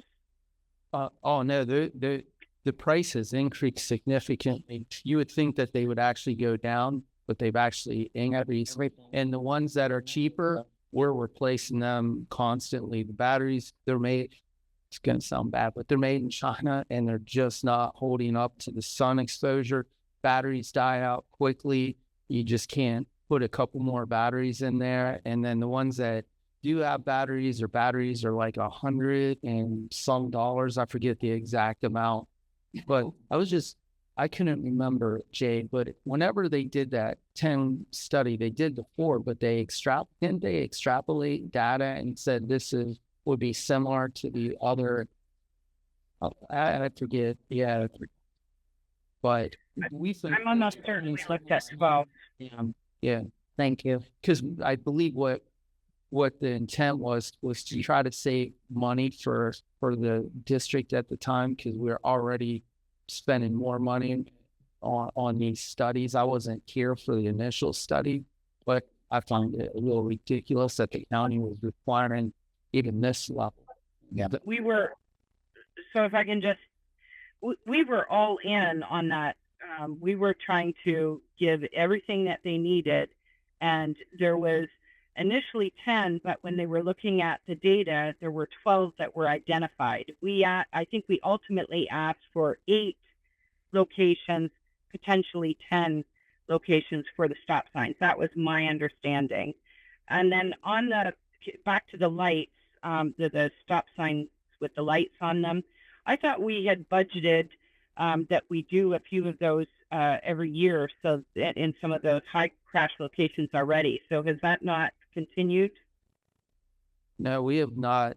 We haven't budgeted because of the cost of those, and I don't recall the board giving direction to do those at any of the intersections other than the ones that were identified through the LAP process for the FDOT. So, well, we all fall there. Yeah. Just a reminder for you, bees. Can you specify something about the bees? Hmm? The bees. Oh, I don't. Oh no. Okay. I wasn't involved in that. Maybe Kenny can. It was with the park or something. You're like, thank you. Oh, for Bob Morgan and the ALA. Yeah. Yeah. I'm sorry. I don't have the information, Scarlett. So yeah. Yeah. So, yeah. So, but Okay, I do know that there was. I don't know if it was at a park or somewhere else, but Bob Morgan, I do want to thank him. I just don't have the information That's fine. that I was supposed to get, but he and another person, and I'm sorry, I don't even know the person's name from Indian Trail, but he works with a lot of bees. They rescued hives. Yeah. Mr. Baxter, Yeah. because I know Bob's been working with them. I don't think it was Carlos. Yeah. Okay. Yeah. But anyway, they saved a bunch of hives that somebody was going to destroy. So, Nice. We so I need bees. apologize. That's for sure. We definitely need bees. Yeah. Okay, great. But the Thanks, Bob. Yeah, the only last thing is next month, Parks is going to be bringing what we call Parks audit, and we're going to be identifying, not adding anything new, but replacing anything that needs to be replaced and the costs associated next time.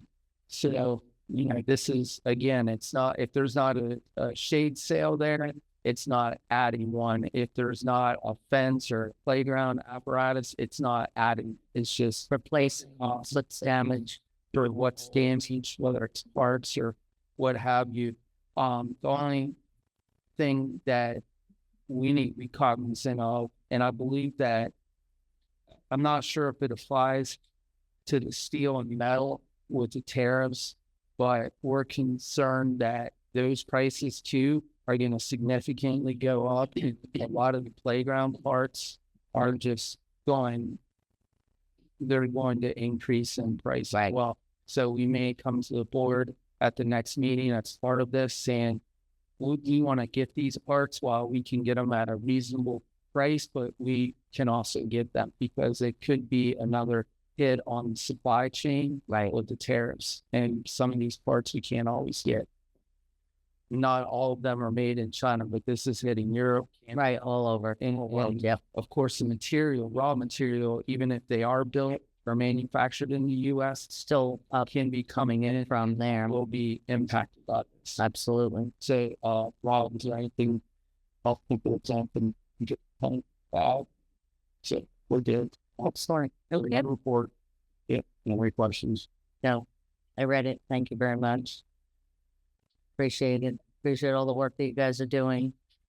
It does not go unnoticed. All right, supervisor business, Michael. Rich. Patty. Yes. Yes. Okay. Okay. So, Miss, is last month I was up in Massachusetts, and the couple that I stayed with during our stay belonged to a community garden club, and y'all remember I got placed in as one of the people for the garden post and whatnot. So I took their rules from this back with me, and of course theirs is a little bit bigger. They allow like a 4x4 section. And people pay $25 or $30, and that kind of helps with irrigation and whatever else to help maintain the area. I know we have a smaller section, and I was approached by one of our staff members, Heidi, who thought she was so excited that we were bringing this back up and getting it set. And she's actually asked if she could start a pumpkin patch. She would like to plant some seeds over there and start some pumpkins. Maybe use it for our fall festival or something to that. So I'd like to see what we can do to move ahead on that and let her do that. I'd also like to maybe put on the agenda to bring this up so that we can determine where as a board we'd like to go with this community garden. I know when I spoke to Burgess about it, he said that there wasn't a lot of people that want to be involved in it. I belong on Facebook to Loxahatchee Victoria Gardens or something, which is a bunch of people that plan and whatnot. So, and one of the things this couple that I was staying with said they like going to this. They have the property to plan, but it's a community thing. They get to go sit, they get to talk, they get to share and learn. So maybe we can make it something to that. And so I'd like to bring that back up. Let's see, ACP fields. Honestly, for the record, the employee Heidi, she would be doing it on her own. Correct. Volunteering. Yeah. Not be part of her job. Yeah. Right. Yeah. This one. Yes. She was just very excited. She's an asset, even with the equestrian. During the meeting that we had the other day that I had with Acreage Athletic League, they asked for the lights. I know we're going to put that in the policy. So is that when I would make the motion for them to have them? Okay. Are we doing it now? It needs to be in the policy. Okay. But are we doing it now though for them or no? Are we shutting them off at night? I mean, we could do it now if that's like the thing. It's not a problem. I don't. It's just a small increase. I mean, it's like we can probably do it by consensus or if somebody wants to make a motion. So what they're asking is for safety to extend the hours at ACP North to 9:30. But 9:15, yeah, 9:15 for park, 9:30 for parking lot. yeah, 9:15 feels like yeah. So parking lot to stay on 15 minutes, yeah. Right, And they would be, 30. I'm sorry, and they would be making sure that people would be vacating the field by 9, and just giving them some kind of extra time. But they said they would be definitely making sure people are leaving the field by 9, and that by 9:30, everybody's leaving that thing. Do we have consensus that that's okay? Michael? Except that we did have the request from baseball on Friday nights that they need it to go till 10. So John Meredith did that during the workshop. So yeah. So do we remember what time he wanted it to stay on till? Well, it used to stay until 10, so he was asking till 10. Is there a problem with that staff wise? No, what I'll do is I'll add it to the permit. So it's an adjustment on the permit. We'll just sign off on the Okay. Just for baseball. Just for softball, Friday night softball. Yeah. Just Friday night only. Yeah. Yeah, it would Right. just be for that field and what they're using. Okay. 'Cause it would be the same if somebody wanted to rent a field, you're getting. Okay. So that's not a consensus item. That's something we're going to add to the permit. Good with that? Okay. Okay, So- we're all good with that. We're good with the Yeah, I'd rather just, consensus. I want consensus. Yes. So Absolutely. consensus is No question. 9:15 park, 9:30 for a parking lot. Okay. And good. 10 o'clock For 10 o'clock for softball. Friday nights. There we go. Late. Got that? Just parking lot though, Friday night. Mary? So, Yes. You got that? Friday night, I think we want fields till 10. no, field, it's till 10. Field lights till 10 because the game goes pretty late, right? Yeah, sometimes they go till 9:30, 9:45. So they need the lights on the field, on the baseball fields until then, and then turned off, the parking lot at 10. I think it's I mean, you can clarify that with them, Kenny, but I think that's what he was saying. We'll work with them. We'll get the exact schedule from them and make it. But we can say consensus is up to 10 o'clock. Okay. Yes. The other item would be, so at the equestrian trail meeting that we had, earlier this month, one of the things we talked about was the arena and the thickness, I guess, of the, what is it called? The footing. Thank you. Where are we at in trying to, are we doing anything regarding that? Where do we need to do there? Yes. Well, not quite yet. I've asked Mr. Lawrence, I want to have barrel racers that are actual barrel racers come in and look at it. Okay. Because with a lot of Western people, especially barrel racers, they all have different opinions. Mm-hmm. So I want to make sure before we do anything that, number one, that the people that are using that are in agreement that the depth is too deep or the whatever. So we've got to coordinate that and figure out. How did I raise my hand? Is this watching?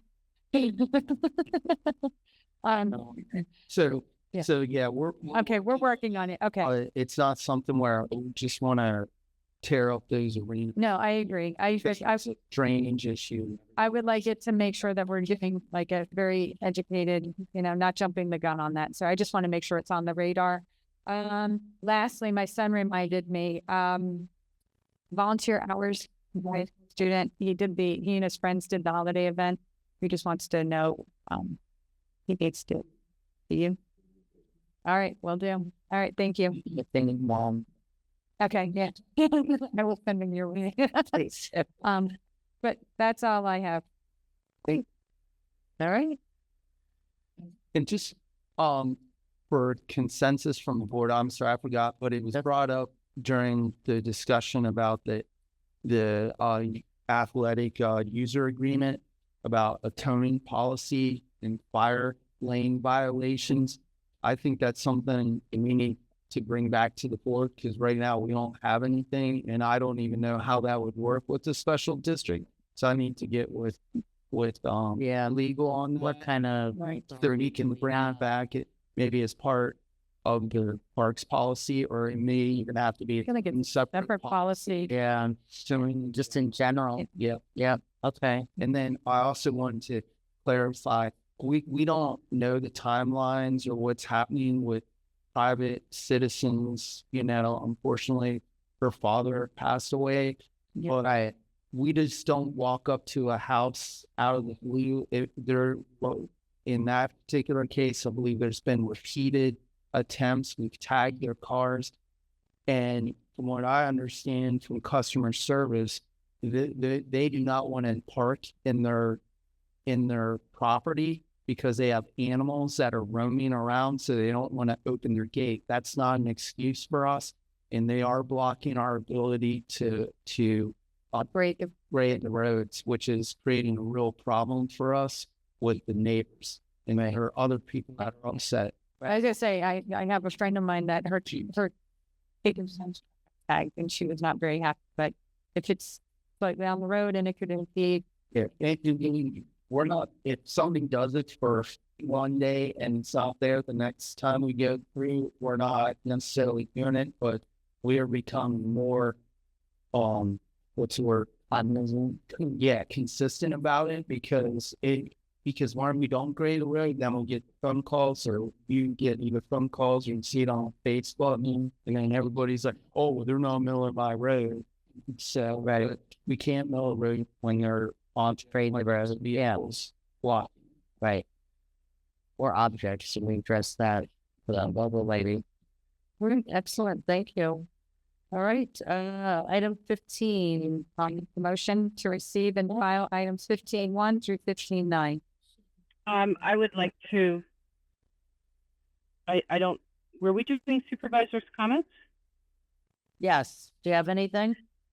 Yeah, yes. So Burgess, on the issue of people parking on swales, when we have repeat offenders, are we giving them a legal notice that they're violating the easement agreement? Sorry, what was that? I couldn't. Are we giving notice people that are parking in the road? Yeah, we're tagging. Yeah. Yeah, we're tagging. Or in the swales? Yes. So repeat offenders, are we sending a letter to them? Yes, and I believe in this case they even went off because they've been eating the issue. Violation. Yeah, it's in the truth. Yeah.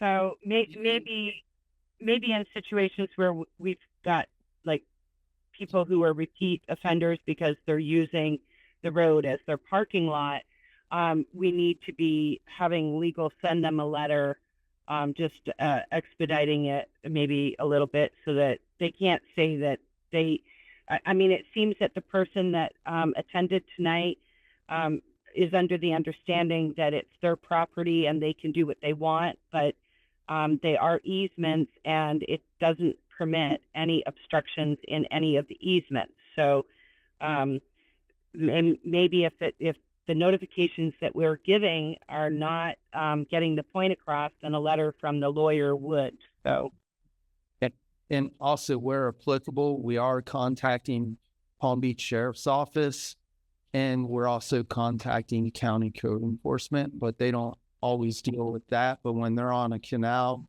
and it's dump truck or anything over 16,000 pounds, they normally want to know. CBSO won't do anything unless it's there 24 hours a night. Okay, very good. Okay, so we have a motion and a second, receive and file reports, all in favor? Okay, see that Captions 4-0. And this meeting is adjourned. Thank you very much. Yeah.